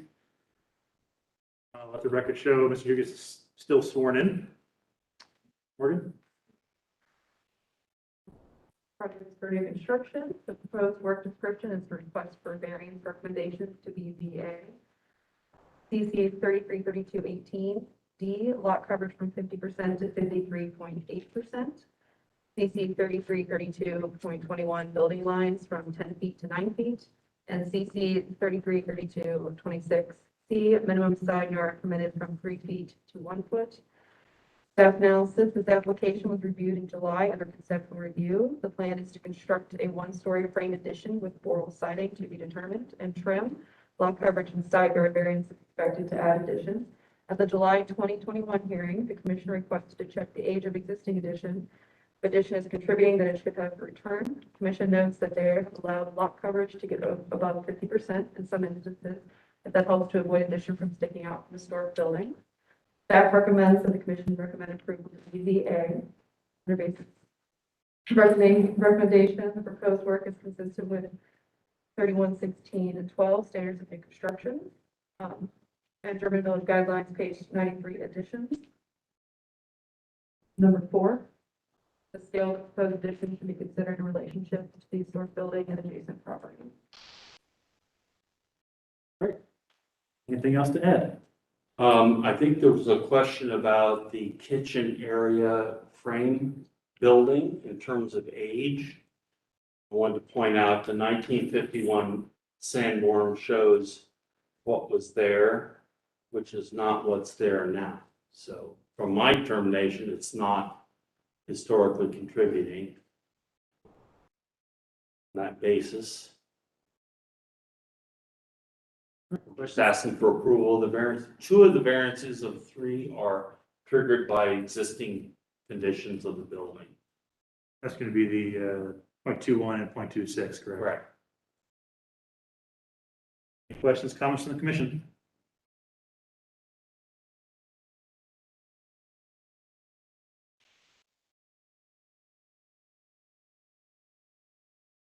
I guess my question is like, what would the addition look like if you were at 49.99% lot coverage? Would this be- I'm sorry? If you got it under 50%, would the addition still function? No, How small would it be? it won't. I can't get it down to 50%. If the building were shoved forward, that would certainly help in terms of the rear yard and stuff, but there's no way. They're not going to do it if they can't get close to the 18 feet. Well, so you end up like 18. Even if I reduced it by 2 feet, which would be substantial for they're trying to make a living room in back there. It changes things a lot. They have to shave like 3 to 4 feet off to get it Correct. under. Yeah. I will point out last month that this commission did approve variances at 54% on a property, so. Every submission is judged by its own merits. Every application, yes. No commission. Smiling. And Brent, you had mentioned last month about the north wall of our addition. You may want to see the corner of the kitchen. We could certainly cut the addition back like 4 inches to give the read of that corner board. If But we're voting on. that doesn't affect the variances. Right, we're voting on the variance. Yeah.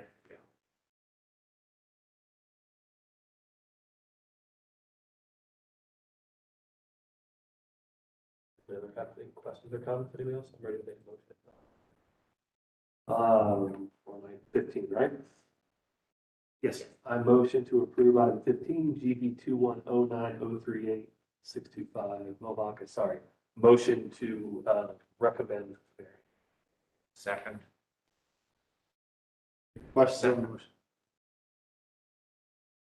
All right, and for clarification, because we got to read these in, the variances are CC 3332.18D lot coverage from 50% to 53.8%. CC 332.21 building lines from 10 foot to 9 foot, which is existing condition. And CC 332.26C minimum side yard permitted from 3 foot to 1 foot, which is existing condition. Any questions on the motion? Thanks for reading this in. All those in favor? Aye. Against? I'm just be curious, that we're not gonna see a landscaping plan that paves the rest of the backyard. But no, we are working on a landscape plan, but the BZA won't be able to meet on this one until late October, so probably the November meeting. They're like Thank you. They're like 2 months ahead from application.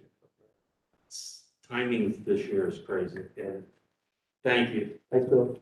Chief, think you're up again? Bill? Oh, this actually No, was table. drawn. Yeah, Oh, I was gonna mention that. It'll table. Yeah. Yeah, it's tabled. If you get board meeting, that's new today. You're gonna bring it up. okay. Item 17. Item 16 is tabled. Oh, okay, Right, got it. moving ahead to item 17. Do we have Commissioner Field back?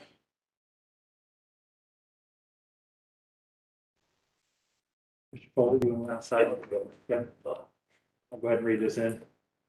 All right, while we're checking for Mr. Field, item 17, EV-21-09-041, 659 South Fifth Street. The applicant will both please raise your right. You swear to tell the truth, the whole truth, nothing but the truth. Yep. Please state your names for the record. Steve Ferg with Urban Order Architecture, Steve Berlin with Urban Order. Thank you. And Morgan, before you go, status of Commissioner Field. He's stopping the bill. Give it one second. They throw something at the door.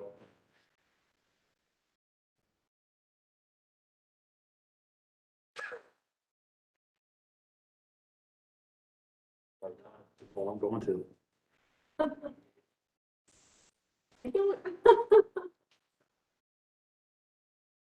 We're waiting on you, Commissioner. Record show Commissioner Field is back on. All right, Morgan, you can go ahead. Read in when you're ready. Proposed work for this application is to enclose the existing side porch by adding the walls, windows, and a door to the underside of the existing porch header. The existing porch foundation, porch header, soffit, fascia, and roof will remain. Exterior siding will be fiber cement 4-inch exposure lap siding. Windows will be Marvin aluminum clad wood from the approved list, painted bronze or black. Exterior door will be painted bronze or black as well. Smooth and full light fiberglass unit with an integral transom. Proposing to remove existing glass block on the west elevation and install a new aluminum clad wood awning window in the original masonry opening. Application was previously reviewed as a conceptual in June 2021, where commission stated that the enclosing the non-historic porch seems okay. The porch is not present on the Sanborn maps before 1951. making a non-contributing feature to the structure. Staff recommends approval with any clarifications to be submitted to HPO staff for review and approval prior to issuance of a certificate. This falls under German Village Guidelines, entryways and porch enclosures, page 100. Number 2, enclosure should leave the original porch intact as possible to maintain its original character. Enclosure should have as much window space as possible rather than solid walls. Also, number 3, enclosure should be of frame construction. They should clearly read as additions. And number 5, on porch enclosures, use single doors similar to those originally used on the building. Applicant, have anything else to add? Yeah. That's perfect. Questions, comments from the commission?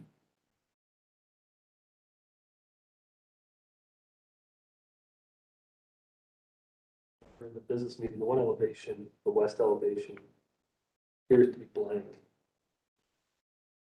It's on the drawings that we submitted, and then I submitted them again. Okay. I think that's the new one. So it's a big blank brick wall and a blank sided gable. That window is currently glass block. Okay. There should be a couple of photos of that. Oh, and then that's the existing wall of the porch? Yes, there's a wall on the back of the porch, and then there's a basement entrance. Yeah. Okay. I see. There- That's the lower line on the drawing and elevation is the fence. The bottom part of the porch enclosure is concrete block, and the top part is frame. Okay. I'm following on. Thank you. Wait a minute. Multi architect.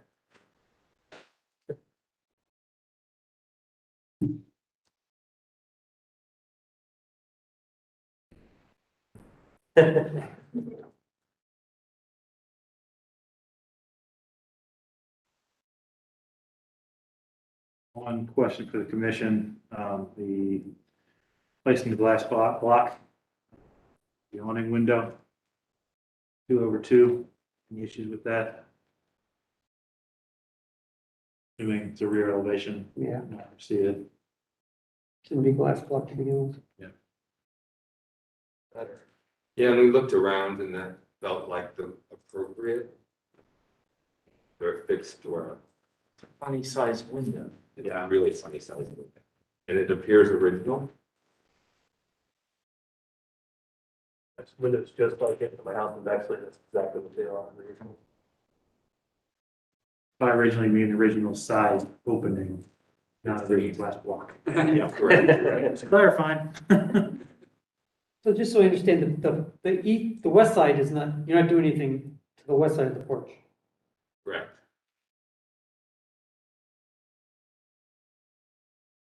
So the existing wall that's there just remains. Yes. Okay.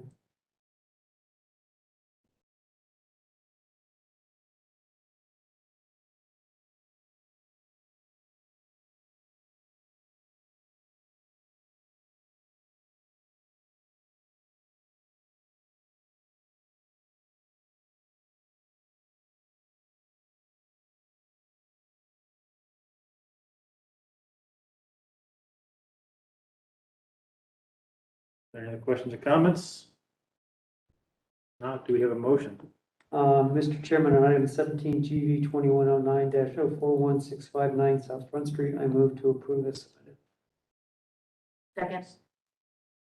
Any questions on the motion? All those in favor? Aye. Against? Abstentions? Let's have it. Motion passes. Thank you. Thank you. Moving on to item 18, GV-21-09-042, 792 South Third Street. Looking for 792 South Third Street. All right, before we jump into the conceptuals, just a real quick go back to the ones that we called nobody was here for. Item 2333 East Beck Street. Item 3685 South Third Street. Item 4180 Thurman Avenue. Item 11, 1147 Digger Street. Item 12, 540 South Sixth Street. Oh, come on up. Will you please raise your right hand? You swear to tell the truth, the whole truth, nothing but the truth. I do. And please state your name for the record. Brenda Parker. Much. Morgan, whenever you're ready. Proposed work for this application is to construct a new dormer on a 1.5-story house on the north elevation. Dormer will be 10 feet wide with a shed roof. Dormer is proposed in order to allow head height at the stair landing and to access the remainder of the second floor. Roof is currently slate. The structure will maintain its original slate roof. At the September business meeting, the commission noted their concern about the removal of this historic slate. They asked applicants to provide more detailed photos of the slate to better understand the condition of the slate roof. Looking at the images provided, the slate appears to be in good condition. Staff recommends installing a traditional gable roof dormer in accordance with GBC guidelines. Staff also recommends to maintain the historic slate roof based off of 311611 standards for alteration. Number 2, the distinguishing characteristics of the property shall not be destroyed. The removal or alteration of any historic material or distinctive architectural feature shall be avoided whenever possible. And German Village Guidelines, dormers and skylights. Dormers added to a roof should be narrow, preferably only one window wide. Like historic dormers, every effort should be made to accommodate space and light needs with traditional gable roof dormers before considering shed roof dormers. Does the applicant have anything else to add? Yes, so this dormer is more out of, a necessity to try to get the second floor to be usable space. So the owner bought the property not realizing kind of the detrimental condition of how the stair comes up. And in order to step into the second floor space, you have to step off of the second or third tread. So in order to be able to access the space on each side of the stair, we need to get additional head height so you can walk forward and then around the stair. So if you look at the second floor plan and the existing condition, you can kind of see that there is no landing at the top of the stair. You have to step off the stair into the two spaces. So what we're proposing is with the dormer, you get a landing and then you can get around into the two spaces because we have to get around a chimney. There's a chimney that's kind of in the way. The roof is really short. We're working with a short condition, and that's what's dictating the shed roof. So if I did a gable roof that allowed me the appropriate space, my ridge line is going to need to be taller than the existing gable ridge line. So even with the shed dormer, I can only be at a 212 pitch, which is why I'm proposing this in EPDM membrane roofing. So the good thing is there's a 2-story structure right next to this. So from a visibility standpoint, it's not as prominent as if there was another shorter structure adjacent to it. The other condition is the north side of the house is only a foot off of the property line. So in order to have windows in it, because I'm trying to get an egress window, I need to be 3 feet off of that property line. And so the dormer wall set 2 feet back from the face of the existing exterior wall. So hopefully that kind of explains our hardship and why we're asking for the shed dormer and the 10-foot length. And so we can come up the stair, have a landing, and then have 3 feet to get around into the 2 rooms.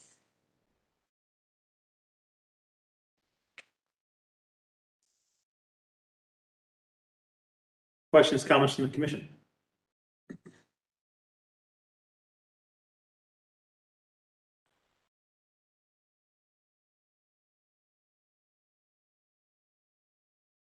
So you said the slate roof is in good condition? Yes, the slate roof is in good condition.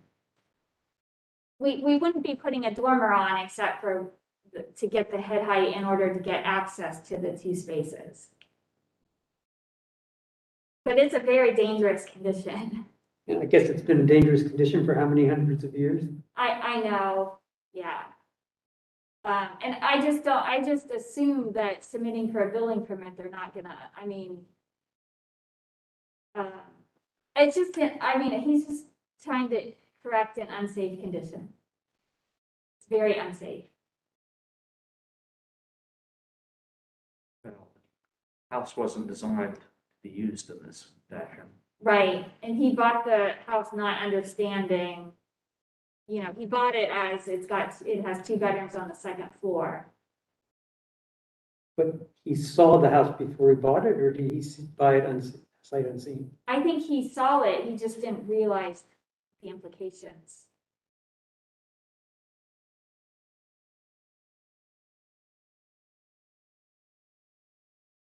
I have two questions. Look at the second floor plan proposed. It would appear that some of that 10-foot space is actually, some of the 10-foot width is actually to have a closet at that location. That 10-foot, if that closet's not there, you could probably shrink that down in width, Yeah, but I can see getting around the chimney is what's driving the rest of it. Yeah, I mean, to that point, Anthony, though, you could, if you took that dimension, rather than taking it parallel to that diagonal, get the minimum, you could even shrink it up probably that way a little bit as well. I'm just trying to think of what's Minimize the, it. to get that around, what's the minimum Yeah, dormer width that would need to be there functionally? yeah, I think we could definitely take that closet out and go down to 8 feet, maybe even 7.5 feet. My second question is, don't know the exact reference of the code, but there is a minimum head height per floor area space for a dwelling space, for a bedroom. Is what's shown here, does it meet the code? Because if we start putting dormers and whatnot, is that gonna trigger a code issue of having a bedroom up in that space? It won't trigger the bedroom issue. It may trigger the height of the dormer. There's nothing right now that code would require for this to happen, including the egress window. That's not required by code because you got an existing condition. The issue here is the chimney. That's your problem. If you got rid of the chimney, you've got access with getting rid of that closet at the top of the stairs. If you guys would prefer to get rid of the chimney versus a dormer, I'm on board with that. I'm willing to take out the middle, but you leave the top and the bottom. No, we're not gonna do that. Okay, and I'm not for your bed window for your dormer either, so, sorry.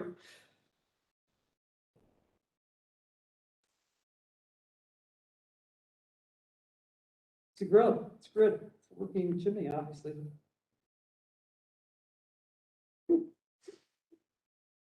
Yeah, I agree, the top of the chimney has to stay. Good to see.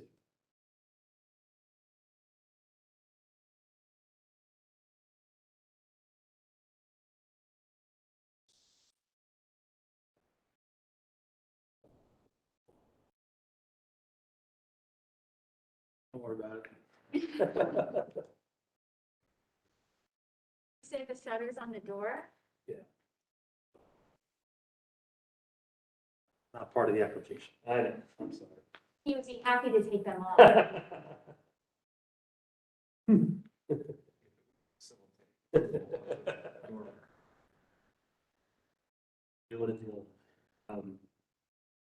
I think I mean, I understand where you're coming from, Dan.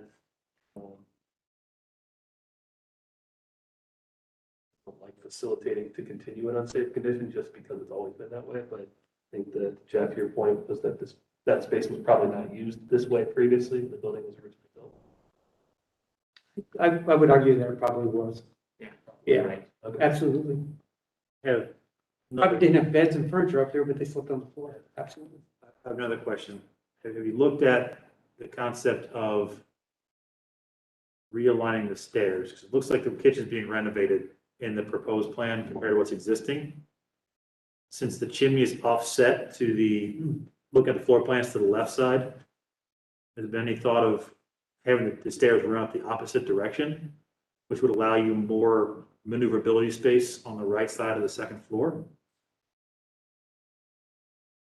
That's a great point, Anthony. Have we been convinced that there's an interior layout that could facilitate not requiring this, is your point? If you don't have the chimney constraint at the top of the stairs, in the opposite configuration, the dormer wouldn't need to be as wide. You may still need a dormer due to headspace. I'm not sure until you work out the rise and run and everything. You also don't have the window at the bottom of the stairs to contend with. I'm just wondering if there's an architectural solution to mitigate the need for a dormer or to keep the dormer as small as possible. What is I'm not sure I have enough headroom on the south side of that chimney. If I were to, kind of shift the stair and, reconfigure the stair, that chimney is is where the door wants to be. Is the chimney centered on the first floor? That's what I'm saying. It's offset. So if you Brought the stairs up on the other side of the house. You may still need a dormer, but it wouldn't need to be a long horizontal dormer. You could be a lot shorter potentially. Yeah, I don't know until you investigate the Well, layout.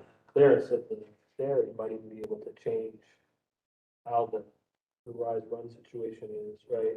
Yeah, if You you might be able to kind of shift the from the stair. stair to the bottom. Yep, Get it absolutely. done. I think I'm gonna run into head height room. I need to get, I'm gonna have to cut another whole floor. It's gonna be a lot of framing work to Yes, it would. reconfigure that stair. But it's a lot of framing work to do the dormer, so it's probably an equal trade, Well, And the my issue is, you got a perfectly good slate roof. We don't approve dormers and perfectly good slate roofs. Okay.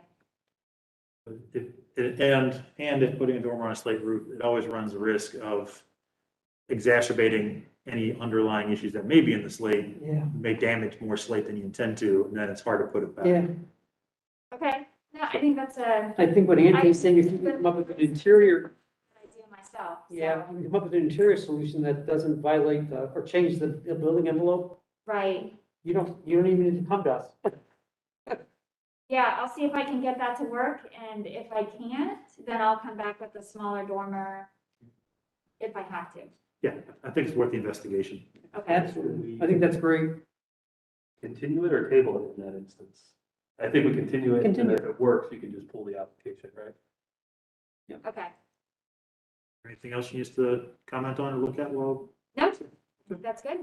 I'll motion to continue item 12, GB 2109036, 540 South 6th, revised. Second. any questions on the motion? All those in favor? Against? Abstains? I have it, motion passes. Thank you. All right, and then the last go back, item 13, 253 East Casa. He's not able to attend. That's, okay, Sorry, we've got a lot to go through. where's, all right, running down to the conceptual reviews, which are down on page 7, item 19, GV-21-09-043, 251 Jackson.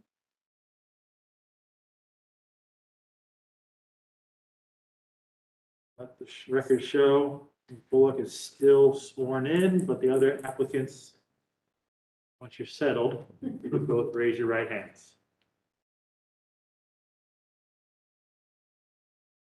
You swear to tell the truth, the whole truth, and nothing but the truth? Yes. And please state your name for the record. Scott Helton. Thank you. Thank you very much. All right, Morgan?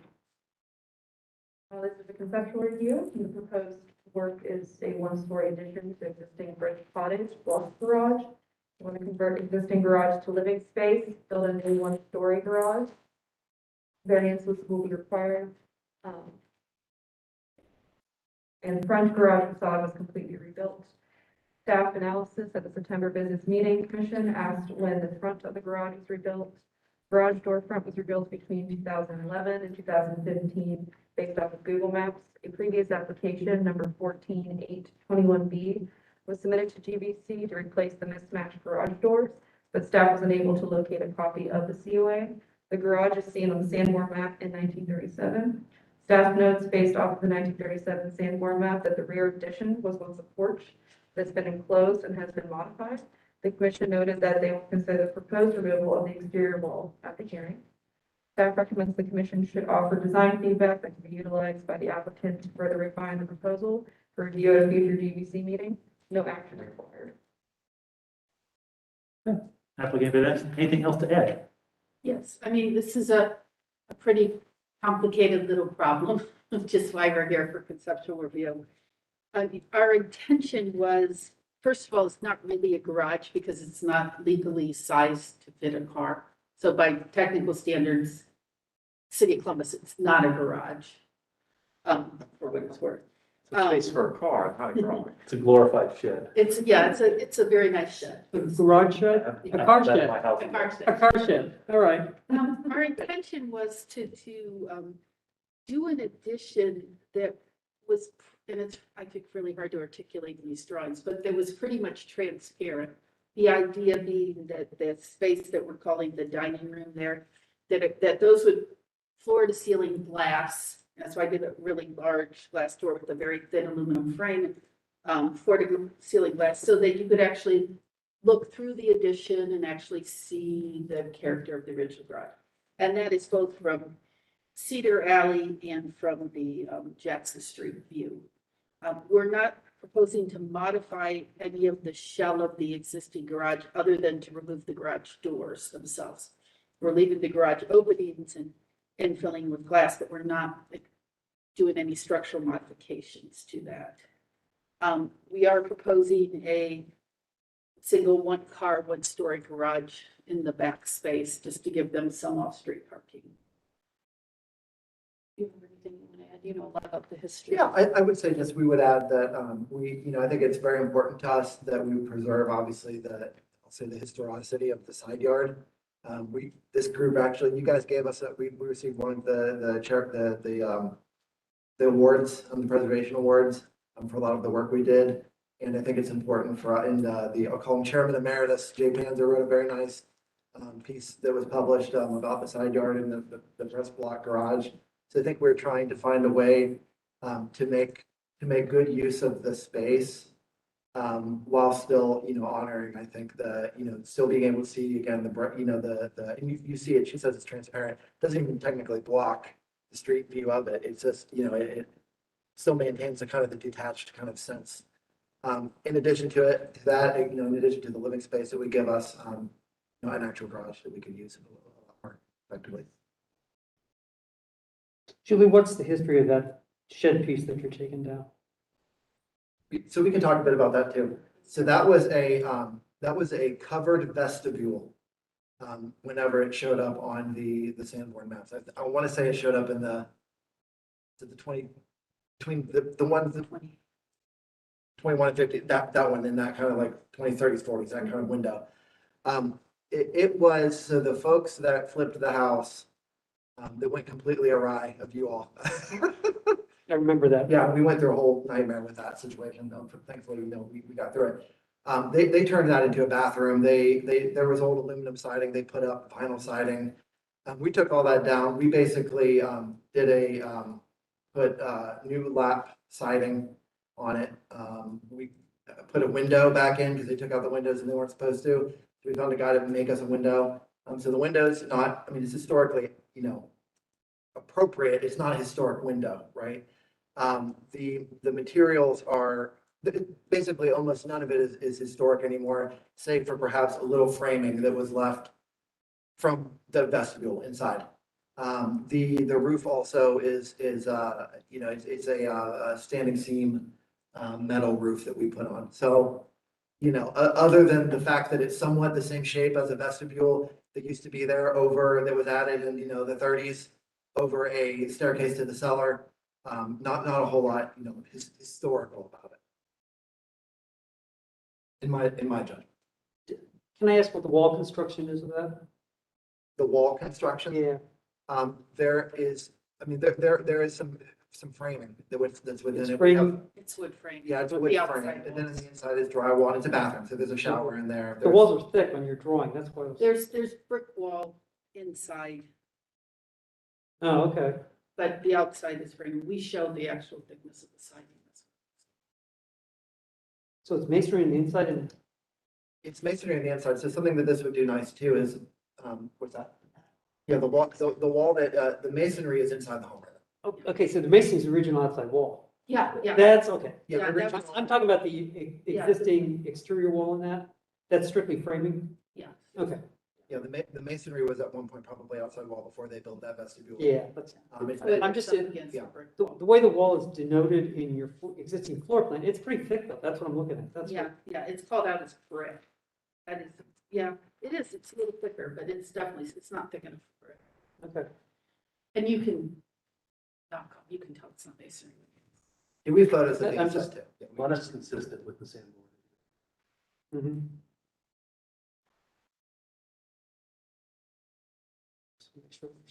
I would say that this would be a great application to see a 3D model of. So if we could get a 3D model of this at all, I mean, it's just visualizing all of this through elevation. Is, as you can tell, a little tricky because you have to draw it, right? Yeah. To figure out, I mean, as we look at it in elevation, then we can start to figure out the ins and outs. But it would certainly be helpful to be able to see that It's a good suggestion. in color, you know. I mean, there's other things that, they built, I don't know when, that huge dormer Yeah, directly above where we're talking about, but setback. This house has been modified quite a bit, which makes it challenging to try to figure out how to give them just a little bit of extra space they need, I think is the. because we're looking kind of at kind of an addition, kind of a connector, kind of a new garage, there's kind of like a lot of little, it's gonna be hard to think through how to apply the different parts of the guy. So we've had a lot of conversation, especially on a house down in Yeager, about an addition coming out on the corner of an existing brick structure like this. And we pushed for that corner to be exposed by them pushing, what is your glass wall to the south Yeah, and getting that corner exposed a little. he's talking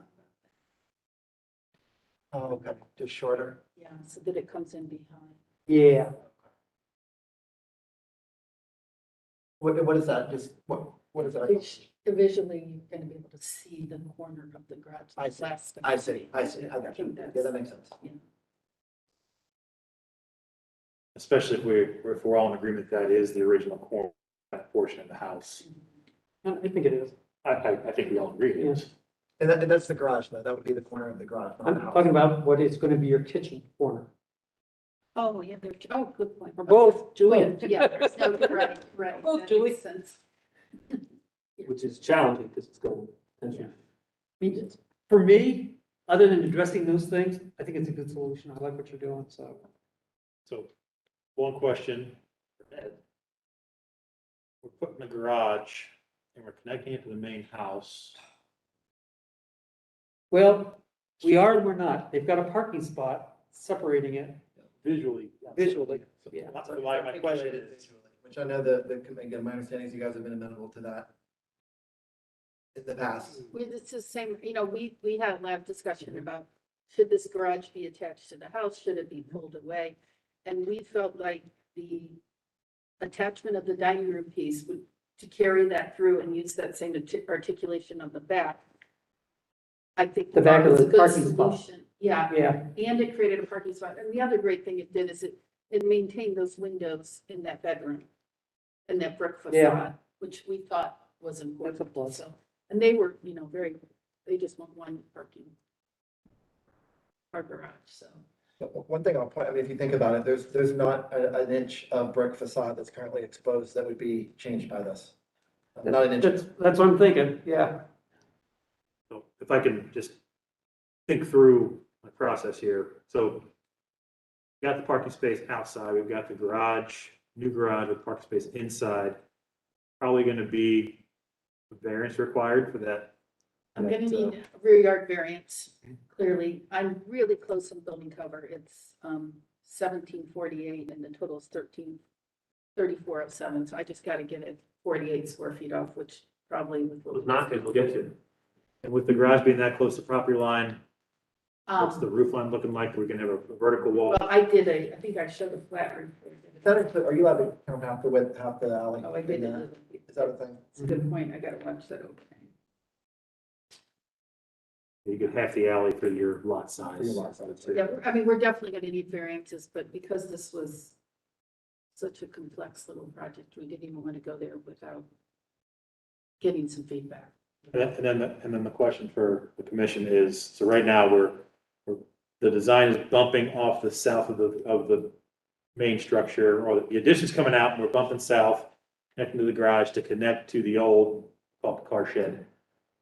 Is that a better solution than connecting to the door on the north side of the car shed and not engaging the new garage? I'm sorry, can you say that again? I didn't follow you. So right now, you got the addition coming out for the dining room. And we're connecting to the east side of the car shed, which gives the connection to the garage, as opposed to having that dining room bump further to the west to connect to the car shed through the current man door, which would allow not to connect to the garage. I'm just thinking, is there an architectural, are we driving to connect to the new garage for the sake of connecting the new garage, or is that the architectural solution we have to have? That's my question. Which would necessitate moving into that gravel patio that I think the applicant said they're trying to save. Well, yeah, and I think the thought is we're trying to maintain the sight line from the streets, and you can look straight back and see the press block garage, because it is a nice, it's pretty unique. There are not a lot of side yards that are, haven't Might been take our built. square footage up too far too. It may. Yeah, in fact, Anthony, I would say it's more important to preserve that wall of the press garage, the press block garage than it is the non-original garage. non-original garage. And how deep is that parking space? It's the 9x18. Let me ask you this glass piece that you're putting in for the dining room with the membrane roof on it and stuff. Right now, you've got it going over the new garage roof. Can you better define that mass by taking it straight up? See what I'm saying? And making it look like a piece and making the garage look a little separated. And I don't know about the other side, but that would even separate it visually better. And you could put a cricket in there to handle the drainage. I think we'll clean it up a little bit.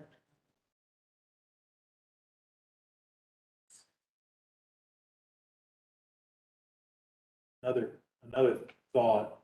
So you're saying bring the roof line up? No, chop it off. Gotcha.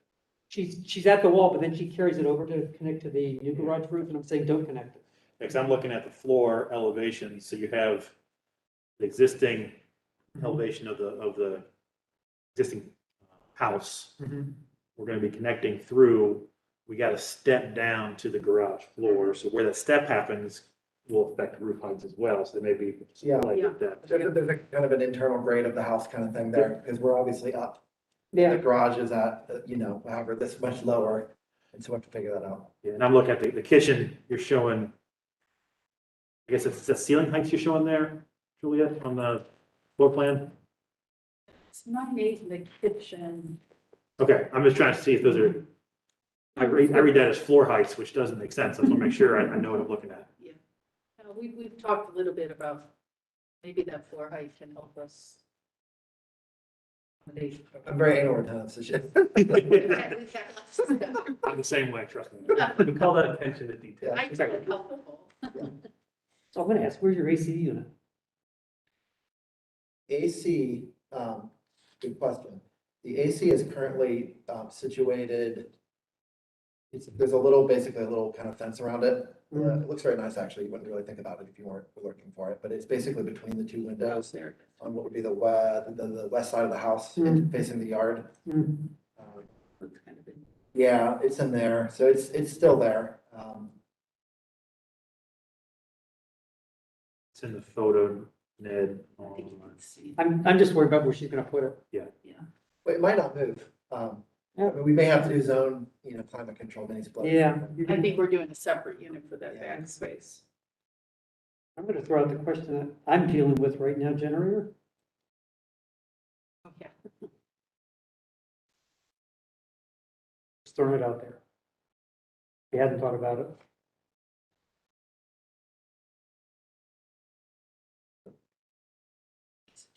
Generator, Oh, like a power generator?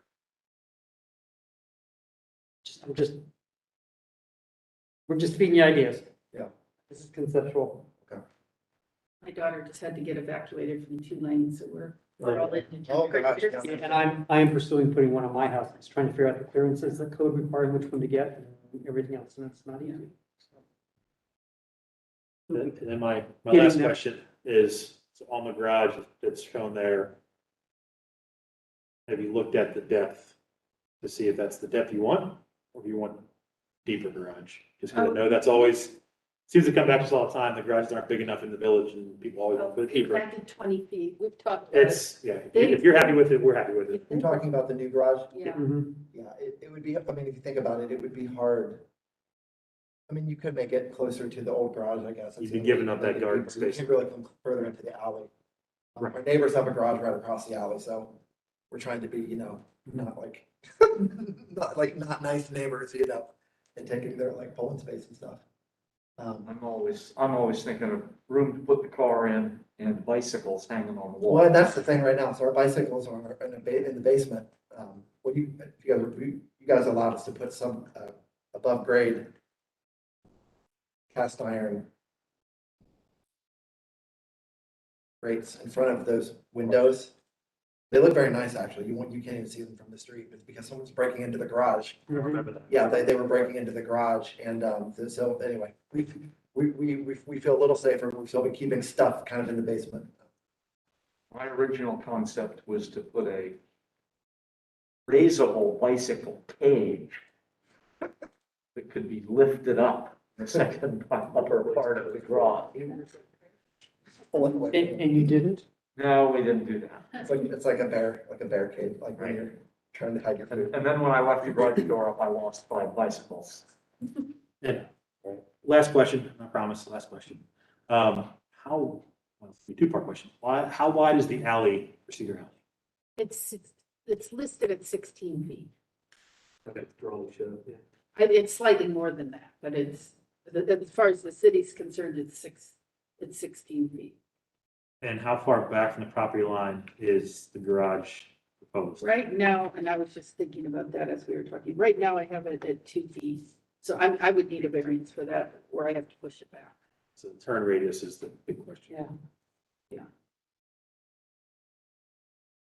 That's the other complaint we get is garages don't have enough turn radius to turn into the garage. Yeah. And with you having a narrow garage, that door opening Yeah. could be problematic. Yeah, I'm showing a 9-foot wide door, so I felt like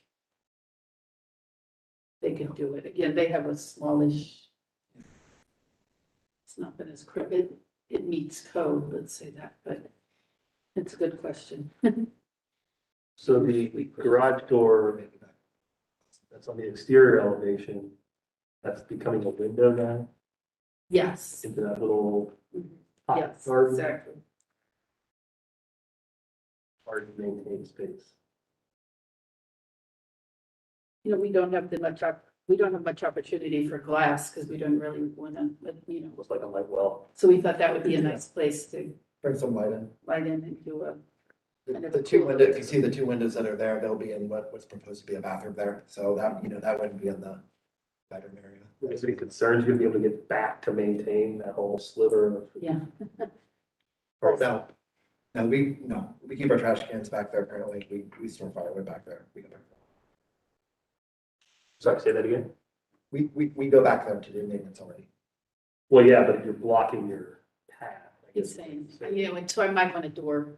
It might Oh, be hard. I see, a door, okay, from the Yeah. garage out. Sure, that is a good idea. Yeah, adding the door to the back of the garage so they could kind of even just get back there. Right now you have to go through the bedroom to get back there. That's a really good idea. Cool. We were afraid you would really hate it. I was. I think it's a unique solution. I'm still leery about the connecting of the garage to the house, but we'll see as it shakes out. I'm one of. Figure out this. There you go.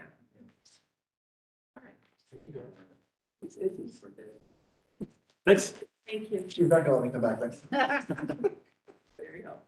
Thank you so much. Thank you both. All right, on to item 20, GV-21-09-044. Which, let me call the name, is 921 South Lozelle Street. Please raise your right hand.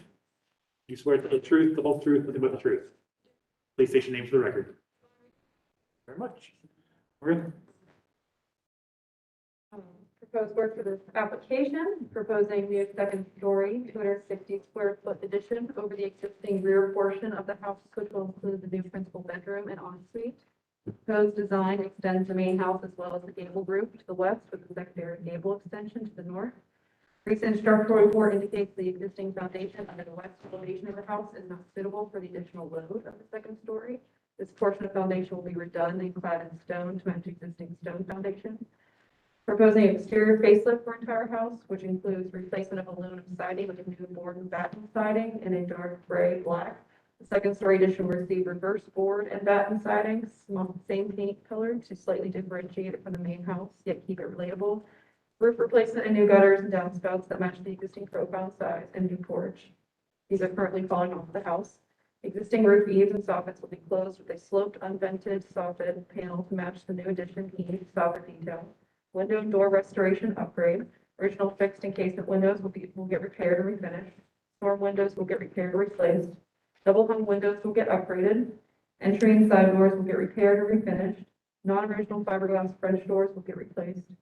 Proposing to replace and lengthen the porch by about 2 feet to the east so the porch roof doesn't terminate an awkward spot halfway over the original casement window below. The porch will be framed with new 2x8 floor joists, 2x6 roof rafters, and 4x4 cedar posts, smooth and new decking. A new guardrail will match the existing. All woodwork will be painted to match the house. The previous porch has been altered a few times in piecemeal ways. It was widened at some point and then support posts removed. And now there are foundation issues because load doesn't transfer foundation properly. Repair and replacement of trim and sills in poor condition. That's it for project details. Staff analysis at the September business meeting, Commission noted that the roof line being extended versus differentiated can be a concern for the rear addition. The Commission also noted that Laurel does not make a good sheet siding based off their knowledge, but Hardy does. Hardy is typically not an approved siding for the main house. The Commission could approve Hardy because of lack of Laurel option. Trim would need to be Laurel. The applicant was also asked to include the mentioned structural engineer report, which has been provided. Staff would recommend the addition follow the GVC guidelines and differentiate from the original structure, as well as the siding chosen for the main house in addition. The Commission should offer design feedback that can be utilized by the applicant to further refine the proposal for review at a future GVC meeting. No action is required. Thank you. Applicant, anything else to add? Yeah, I mean, there's a lot to unpack here, so I want to get some feedback from you. I think one of the main possible concerns to address here is this addition, how we are tying in at the existing roof line.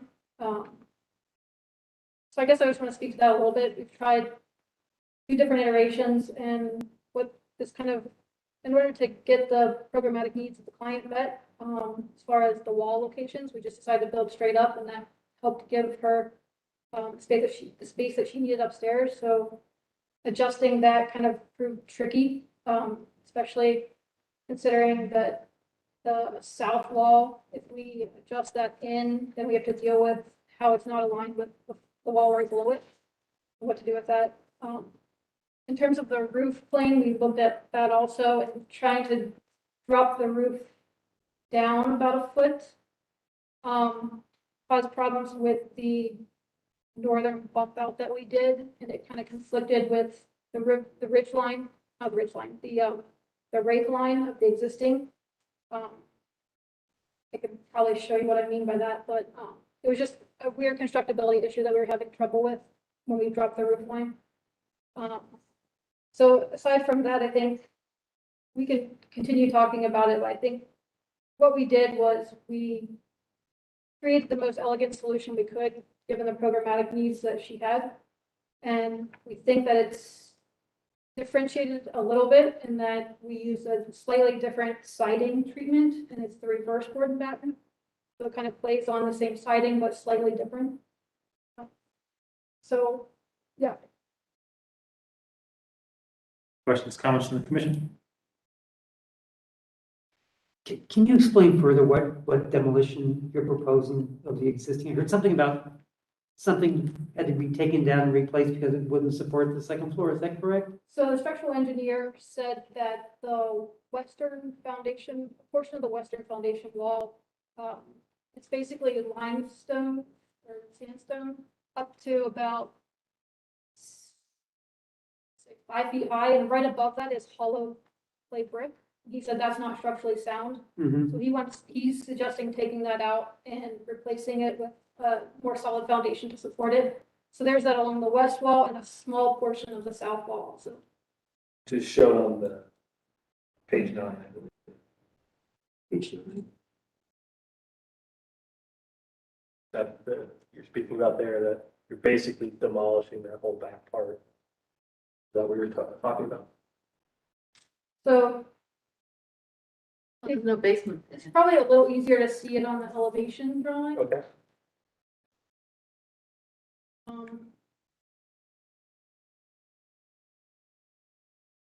Yeah, so at least, well, I'm looking at the new elevation drawing, but it's probably on there too. Yeah, so on the west elevation, you can see where it says extent of the new foundation. And then the same on the south elevation right beside it. So basically 18 feet on the west elevation and 6 feet on the south elevation. So it's that shed addition. We're not sure what was there at that point. The foundation looks a little different, yes. And I'm guessing the roof slope change. There's Yeah. 3 different slopes on the kitchen roof right now. Yeah. So yeah, You'll see page 52 of the application has the interior photo of that foundation change. To structural board, so it's like a fire block or something.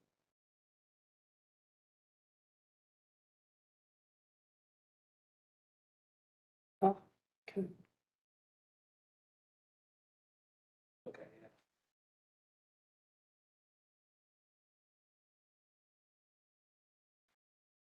and we can't actually see the foundation under that smaller north bump out in the kitchen. So we won't really know until we start demoing what the condition of that foundation is to know if we better.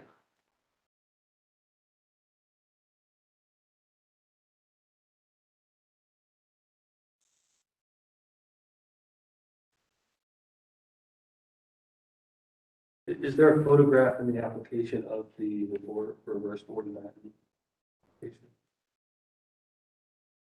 I have a small photograph in the colored rendering. Okay. On the bottom right corner, there's a house. Page 13. I see, okay. That bottom right is the reverse batten. Yeah, Thank you. So it's basically a reveal as opposed to the. exactly. Yeah. We're proposing a similar reveal for the trim of the windows. You consider it all offsetting? Because right now you've got the back coming up and then the reveal is right in line with it. If you offset it some, would it just, I'm trying to determine in my head what I think, what you're doing with that reverse board and batten is clever. It's a way to distinguish the new from the old. It's not so different, but I'm wondering if it's too close. It's too close. I don't know. I'm trying to judge, and it's hard to judge from the rendering. But I didn't know if you see what I'm saying, where the back came up and then maybe the reveal was slightly offset from it. I don't know if that would look weird. It's hard Are we to. saying going from the first floor to the second floor? Yes. Jogging Yeah, the reveal from the batten? yeah. Not just sure if you, just curious if you considered it at all. Consider that. What I did consider what I would like to do is, when it transitions right there, to keep the battens running in the same plane, so that the reverse board batten, the board on top of it is proud of it, the thickness of the board. We actually have a sample of board and batten, the LP product that we would consider using. You guys said to submit a sample of that. And the gray colors in the rendering are proposed colors. Yeah. There's a slight change in color as well, correct? Well, of the siding or The side, yeah. the siding, we were proposing to keep it all the same. Okay. The lighter gray is window trim. Seems, the renderings almost seem to show it as a slightly darker color. And it's That's not intentional, I can fix that. it's an optical illusion. So just so wrap my head around the reverse versus regular board and batten. If this was the raised panel above, are we saying that that's going to be flush with the batten below? Or is it going to be, how is that detail coming together? So the piece that you have in your left hand, the wider piece, imagine that is the batten up above. Keep it in the same plane as that batten right there. Now imagine that the board that's gonna be in front of it is basically just gonna sit on top of it. So that. Okay, so you're going to have a Right layer there. out here. Yeah, If you shift it over. So there'd be a reveal. exactly. Okay. So Anthony, actually. I'm trying to make sure I get it. I'm just trying to make sure I understand So this would be, out here, and your reveal would be sitting here. That might What you're saying, right? The reveal is gonna sit in front of it. So you're proud of the board. It's, this is your back reveal. so this is, it's here. This piece sits on. Yeah. Oh, I see, even further. Okay, I understand. That way the rain hits that channel and runs straight down. That's what I was concerned. Same page? Thank you. I've not seen this. Interesting. This is good. Interesting. Can you explain how, we're unable to like lower the roof of the addition just a little bit, just offset it from the main roof? yeah, can I have permission to show you the drawing? Sure. So I opted a foot, the dropping the roof down a foot, and so what it does is, right there, the two big things slide, that prevented us from doing, if we try to, what you'd have to do is shift this whole wall over to avoid that.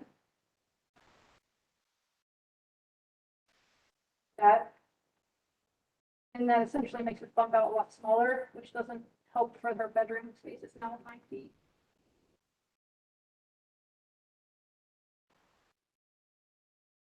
I can't, I'm too far away.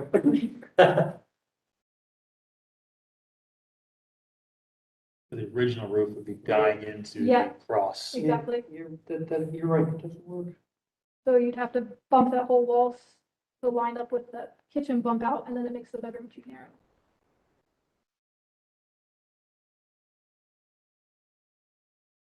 That's a good solution. Is that you're gonna pass that down then? Yep, absolutely.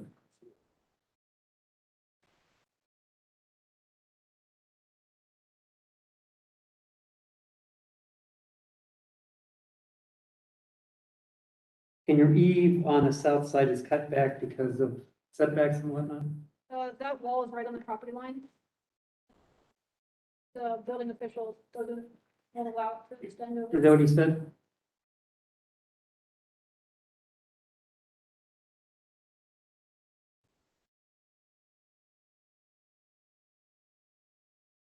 Does that wall have to be fire rated? I've sent the question to him, I haven't heard back, I'm assuming it will. And that, the existing house has open, rafter tails. I'm assuming I'm gonna have to fire rate the underside of that. Yeah. Proposed work. How many feet does that shave off the width of the bedroom that makes it inaccessible if you drop the roof? What's shown in there, when I offset it, I don't know the exact dimension, but the new width is like 9 feet and change. and it was 14 feet. Well, this is 14 feet out to out, the 9 feet was inside.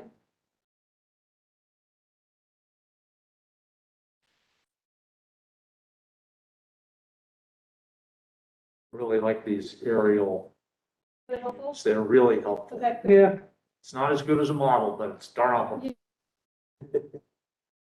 No. I've paid to build one, tell I understand.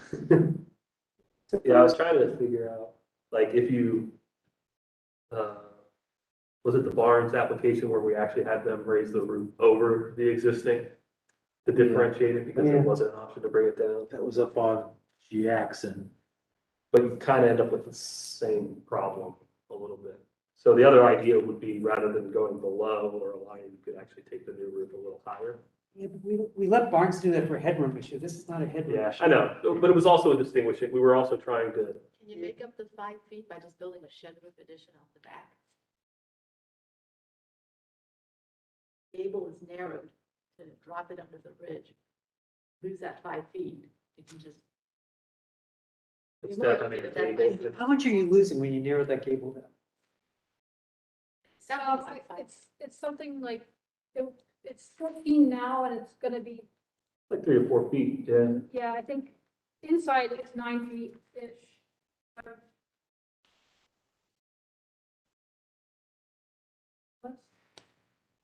The second floor plan, page 10, is showing that outside to outside right now is 14'1". And that matches the same bump out right beside it on that north elevation. Kind of creating like sister gable. And I'll say from the commission's perspective, I don't think anybody here is gonna say that it has to be the same. So that, What's that? the width of the two gables, the existing, no, versus the new one, we're not saying it has to be symmetrical. I think if you look at the north elevation, if you see that small bump out the kitchen, I think if we tried to shift that to make the gable smaller, you're gonna get close to that, but not quite there, so it might look a little awkward. Like you kind of want to either be exactly that same width, or you want to be something significantly different from it. Right, you don't want to be slightly It different. looks like a mistake. Yeah.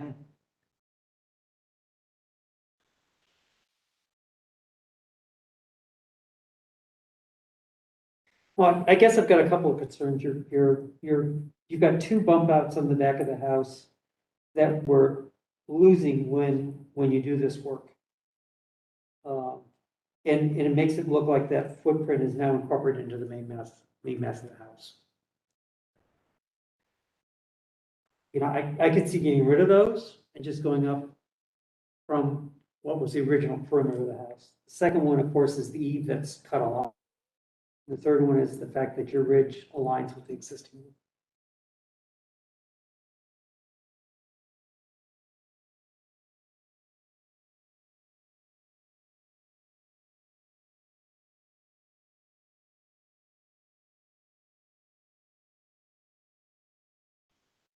I don't remember us talking about this last time. What's the lot coverage on this?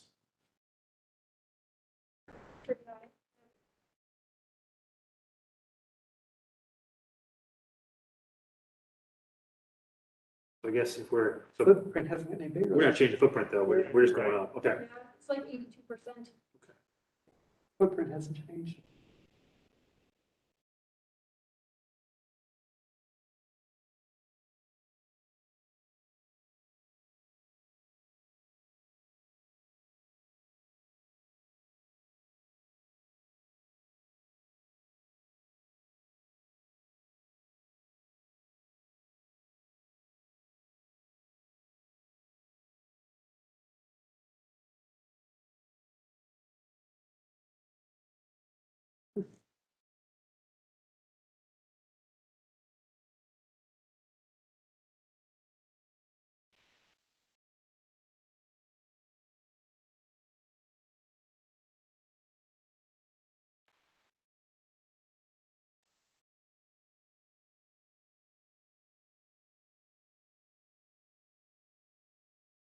It's a hard one.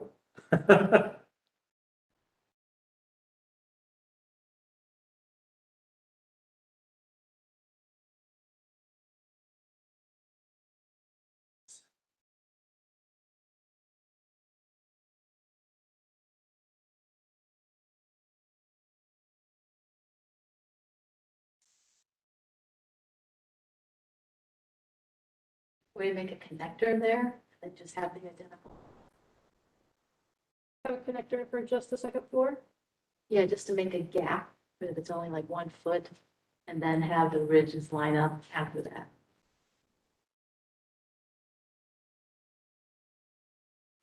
So, just to your point there, right now, right now you got the cross gable happening. Yeah. If you took that ridge and just run it perpendicular to the main ridge, have And then have the other one. something flat or lower or something to connect to. If you keep it gable but lower, Yeah, but that's in the existing building that you cut. Yeah, she's trying to keep it top of it. Yeah, yeah. Well, I mean, It is. you got a gable end there that she's adding on to. And the gap would have to be into the new piece, which would pull that wall back to make it work, which cuts down her gable end on the bedroom again. So I guess the question is, is there another solution for that elevation rather than just another gable? Mhm.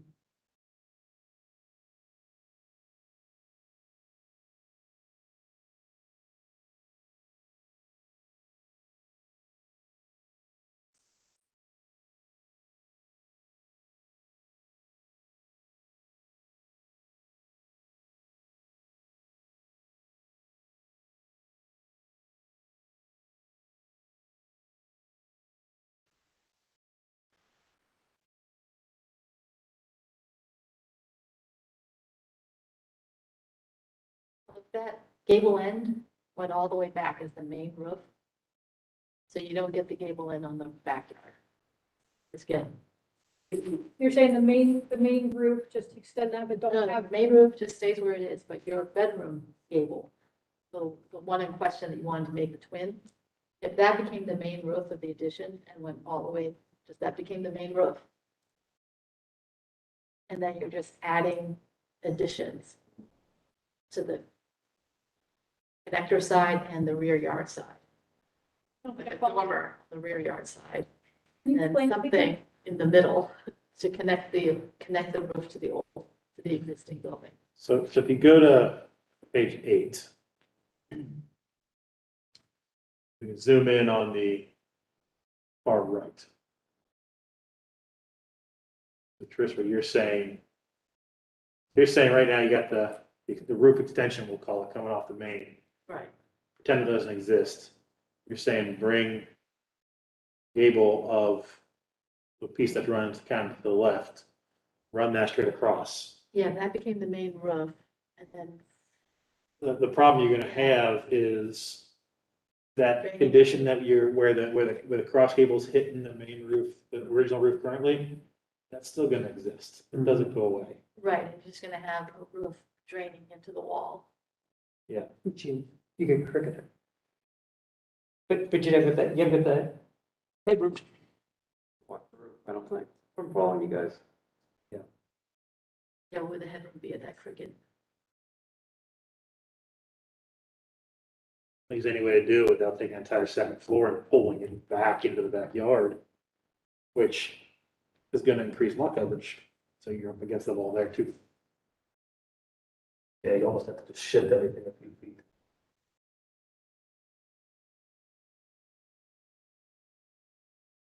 I don't think there's appetite in the commission to cut the original roof short.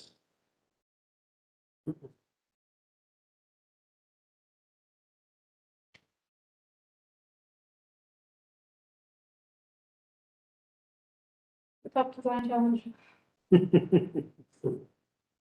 What if it's offset from the rear, so you don't have that cut off roof line?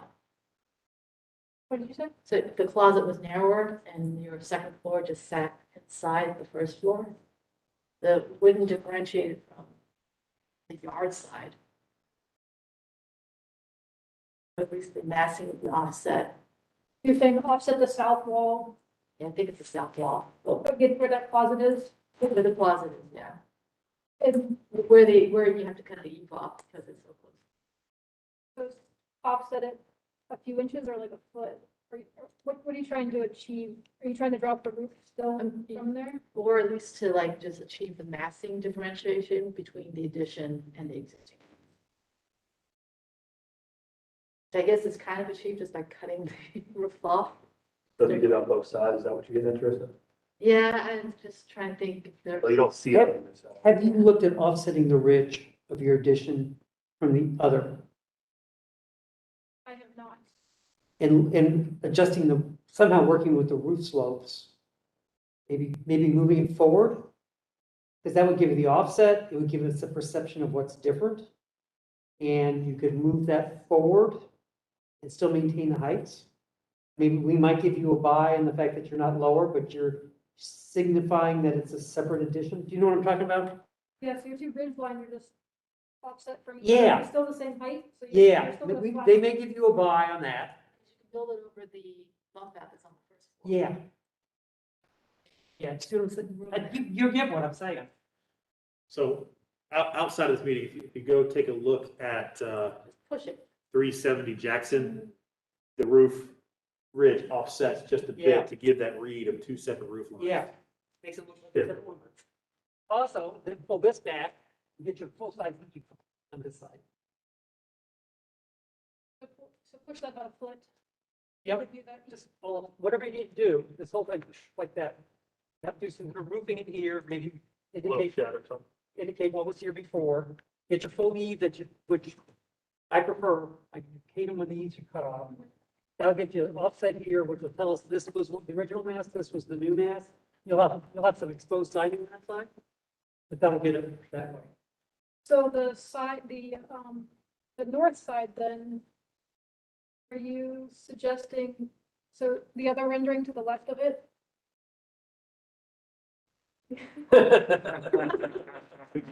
We can move the screen to see Yeah, the center. If you push the addition, that part forward, you could rest it on the The bump the out. bump up that's kitchen. existing right now. Yep.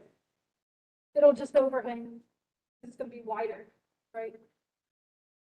So that's. Maybe yes, maybe no. Work on it. But then, yeah, okay. I mean, to me, you've gotten rid of the shed already. So You don't care what I do with if that? that makes that work, I'm willing to sacrifice that shed too, so. And if I am, I don't know about I that. want to really like that bump out right there, it's like the kitchen banquette area. It's where No, okay. Well, you got one quarter that you gotta figure out to me, okay? Yep. I think, take a look at that, making that saw cut over and see where you're hanging out in the corner and how you want to deal with it. I mean, you One demolished the big- original, right? Just building that wall back because there was there. One big Art Nouveau bracket.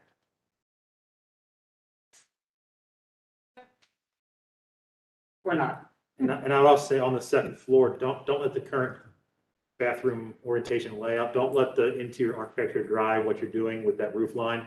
Let that roof line drive the interior space. Yeah, I think you can adjust it. Right now, looking at the floor plan, not sure what's going to shake out with having the bedroom and the closet and everything, but just let that back room movement drive what you do on the exterior. Usually the layout of the bedroom was driven by the fact that we can't have windows Mhm. on that south side, so it just made sense to do the closet. If you're able to shift that back, and if that gives you ability to have windows on the other side, depending on how far you can or do shift it, that may change what's inside. Take a look at that. So is that a basement door there that's on the corner next to that little banquette area? That slope thing? Basement doors, interior, there's no. Oh, okay. exterior basement. I mean, like the outdoor. Yeah. Yeah. Okay, That goes yeah. down. I mean, I think, to me, there's a solution there to pull that forward and address your hanging corner as Teresa said, that you can figure it out.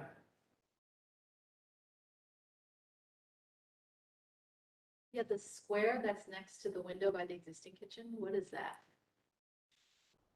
Yeah, that's the basement stair. So that is an exterior basement Yeah. stair, but you already have an interior basement stair.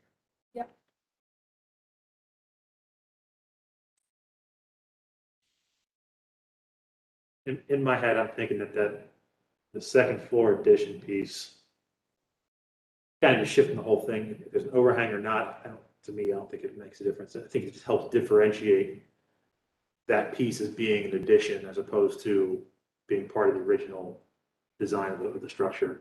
Yeah. If you're all set on the roof, obviously you can have some overhangs down below, maybe on that left side of the plan. I think it frees you up to do some other stuff.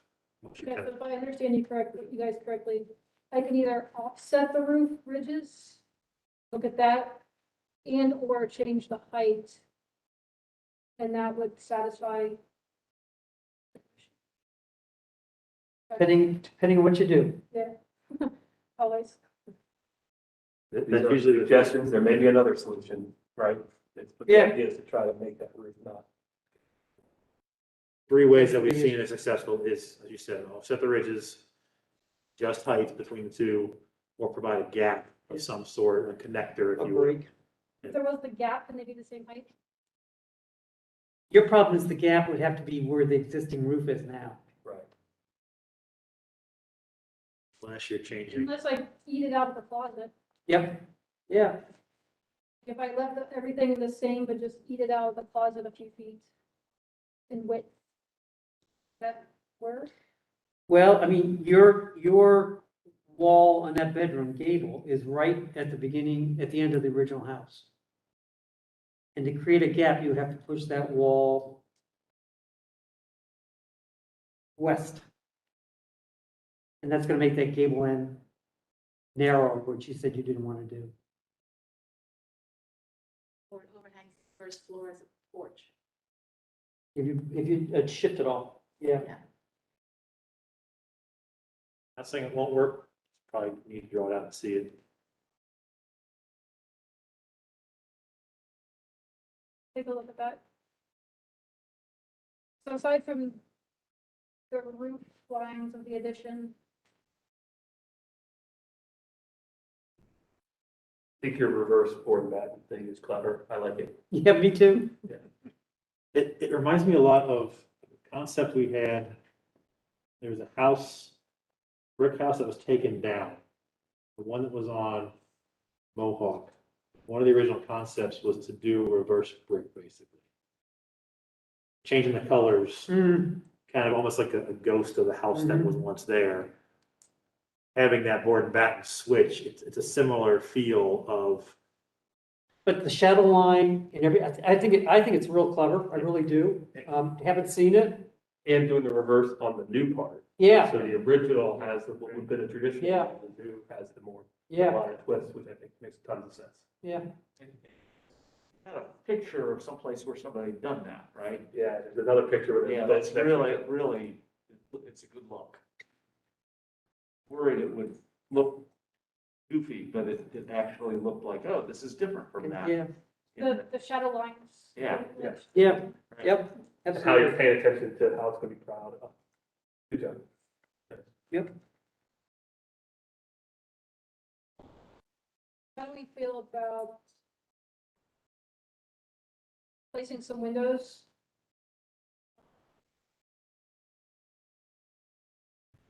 So last time we were saying that windows that are there, we said they're original The frames. windows in the living room. Original. There are a few windows on the south elevation that are original. What we're proposing is to keep the windows in the living room and refinish them, repair them. We would like to replace all the double hungs on the house. I believe there's only two double hung windows that are original. They're on the south side. But we'd like to replace them all just so they're all consistent. So they're the two on the south elevation that are shown as being replaced on. Yep.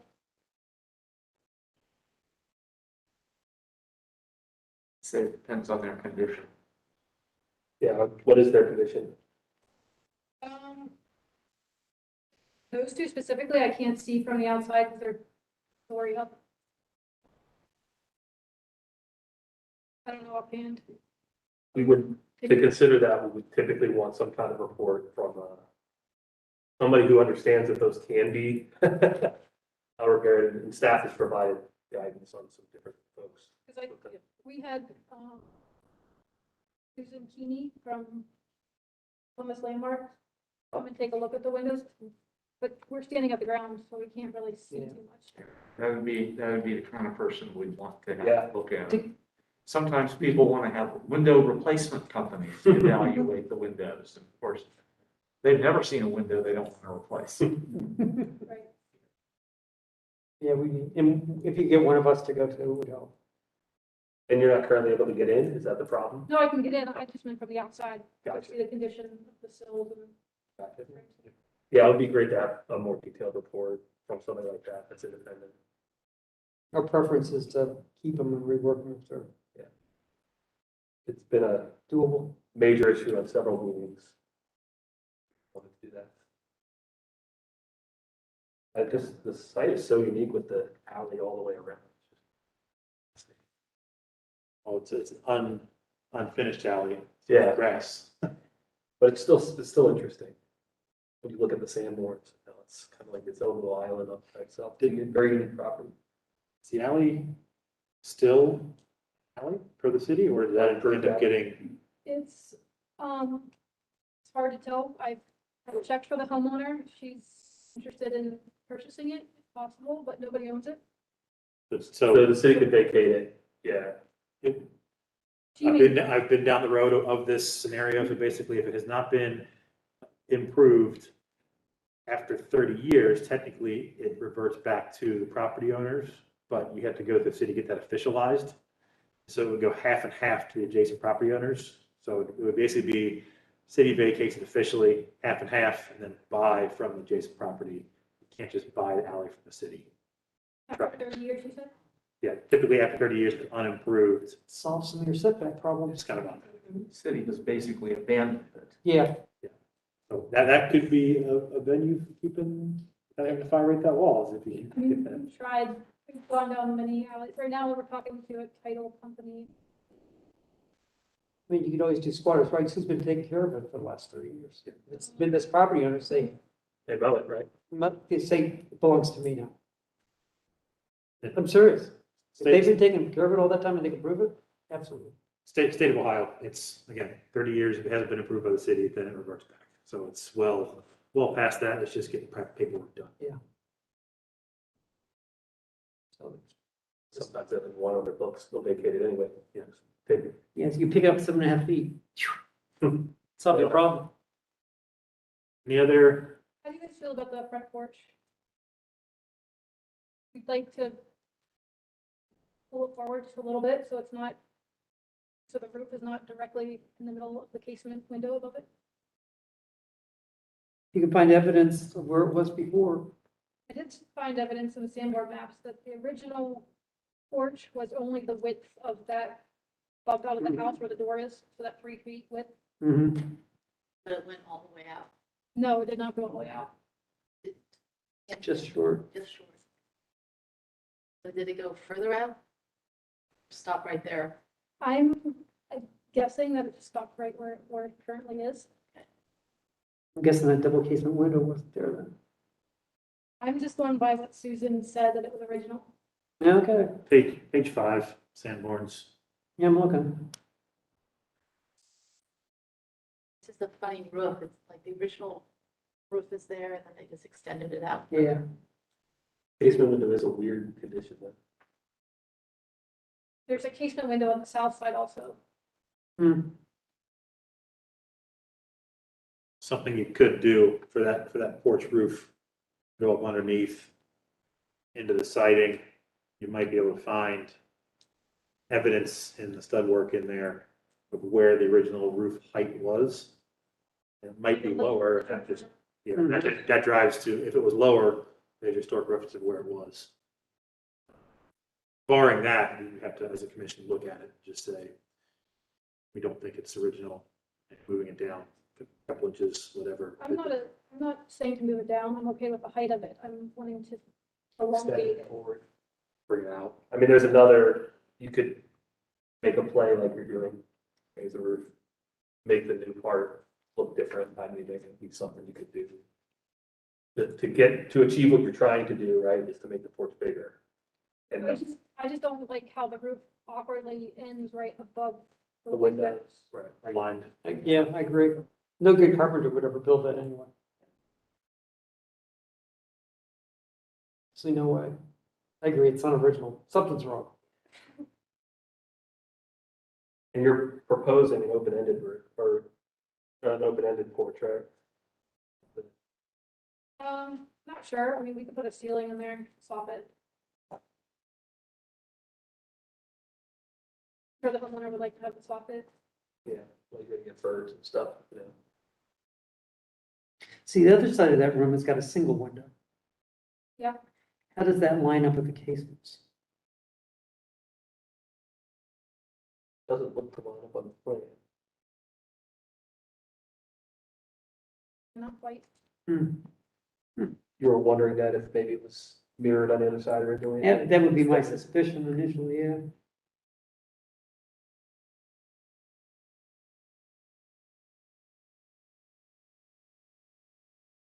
Yeah, if there had been a single window on the north side that matched the south side, that would, still wouldn't fit the porch.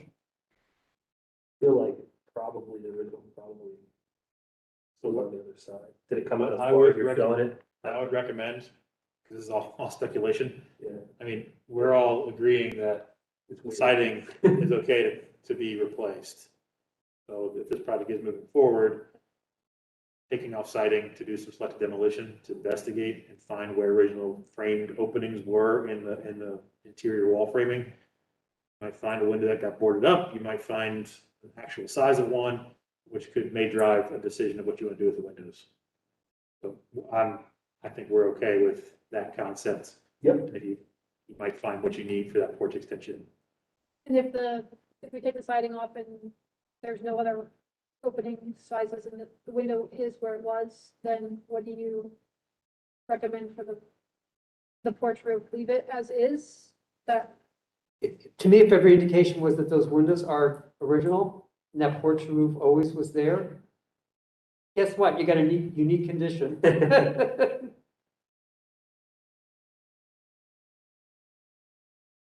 To me, me personally, I'm looking at the photos. I also want to know under the porch, the posts going into the ground, if that's kind of newer wood. There may be nothing there from the original footprint period anyway, in which case this is not a historic porch. I think What one of would the we- photos.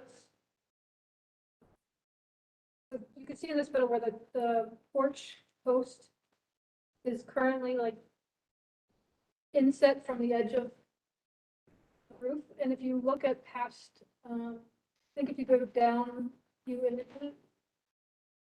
wherever the older images are of the property, that porch, the post is actually in a different place.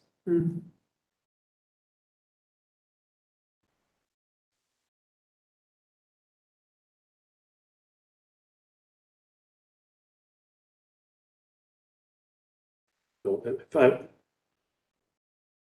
I'm leaning towards this is probably not the original porch period and of any kind. I would agree. In which case, what would we do putting a porch on? Can't match historic information. Would we want that porch to extend out past the window? I think we would. Yeah. Barring evidence, it makes sense to extend it out. You can see in that photo, the posts are. What? They added roof on it. That's what happened. Yeah. And extended it down. I mean, typically on these porches, you'd have a pilaster or something up against the wall. Because that's what I've seen all over. But not having one there seems odd.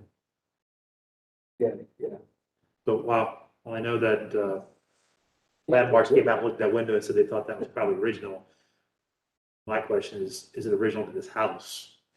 Or are they old windows that got put in Yeah. through a larger opening? They, Maybe, well, it lines right up with the volume, maybe that's actually where the colister was. It doesn't line up with the volume. No, it doesn't? Now, if you look at that one picture, Oh, no, it's offset, you're it's right. offset a little bit, it just doesn't make sense structurally. what sheet are you on? This is sheet 2, Big one, you can see it too. top center picture. That's where I think the select demolition comes into play of what should be That there. is so freaking weird.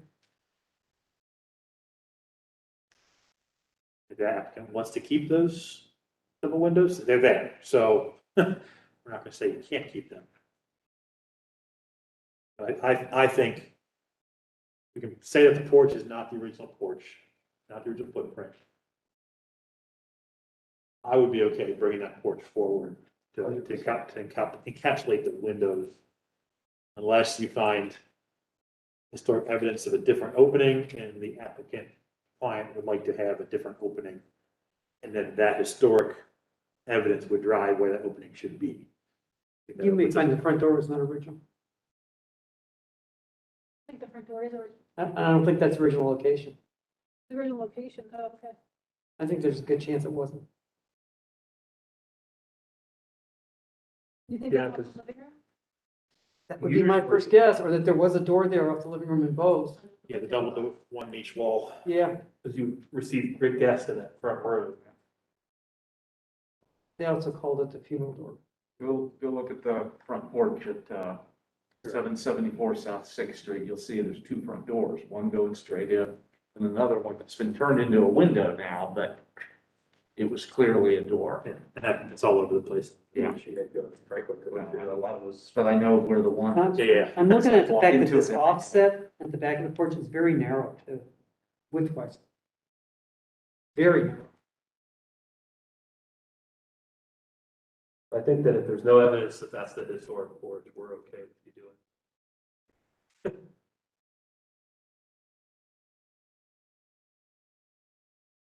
Other questions, feedback I can give you? Thank you. Oh, wait, what did you think of this, the site? Are we okay with the LP product? I'm surprised. Look, I like it. That's the actual color we would use too. Typically a lot of this faux siding has a wood grain assign applied to it. It's a smooth siding, which is great. I would say we would probably approve it as a test case to see how it holds up over time. Yeah. But this could be a good alternative to the Boral, which we've approved.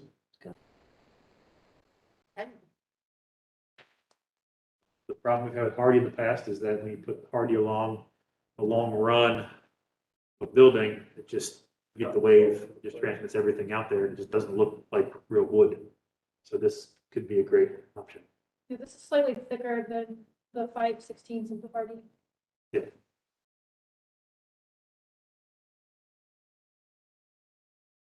Okay. Thank you, guys. Great. Thank you. Thank you. Any other business? We do have one piece of business, which is officers.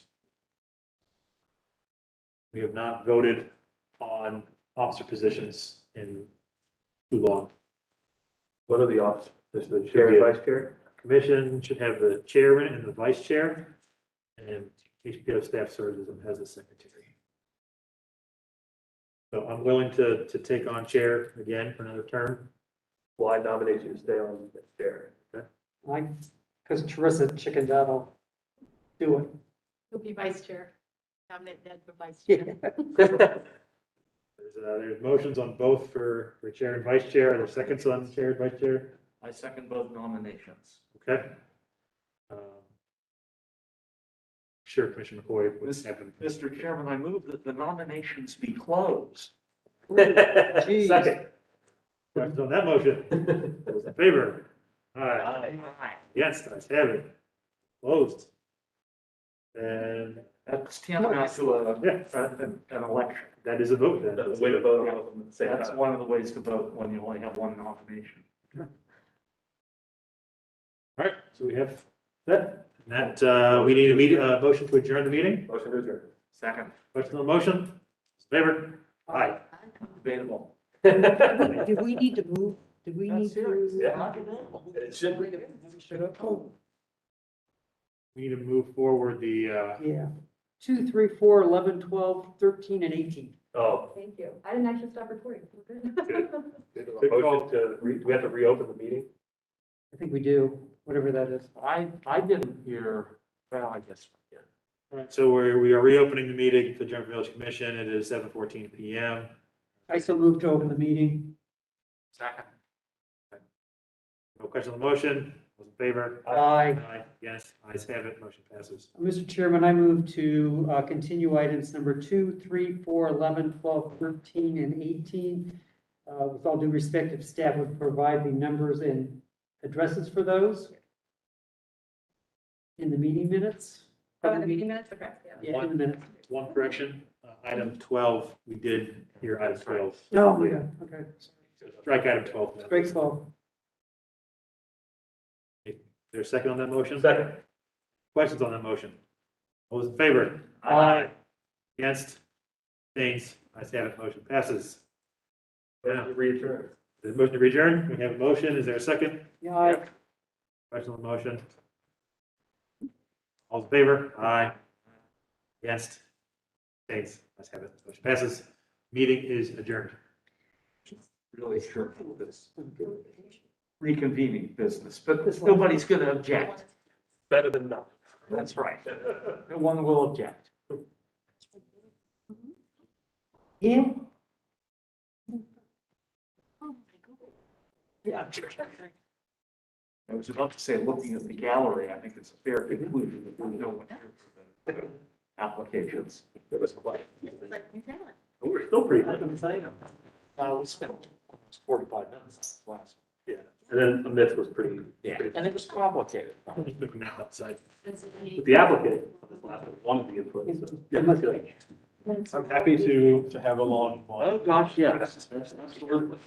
Better than having a long one.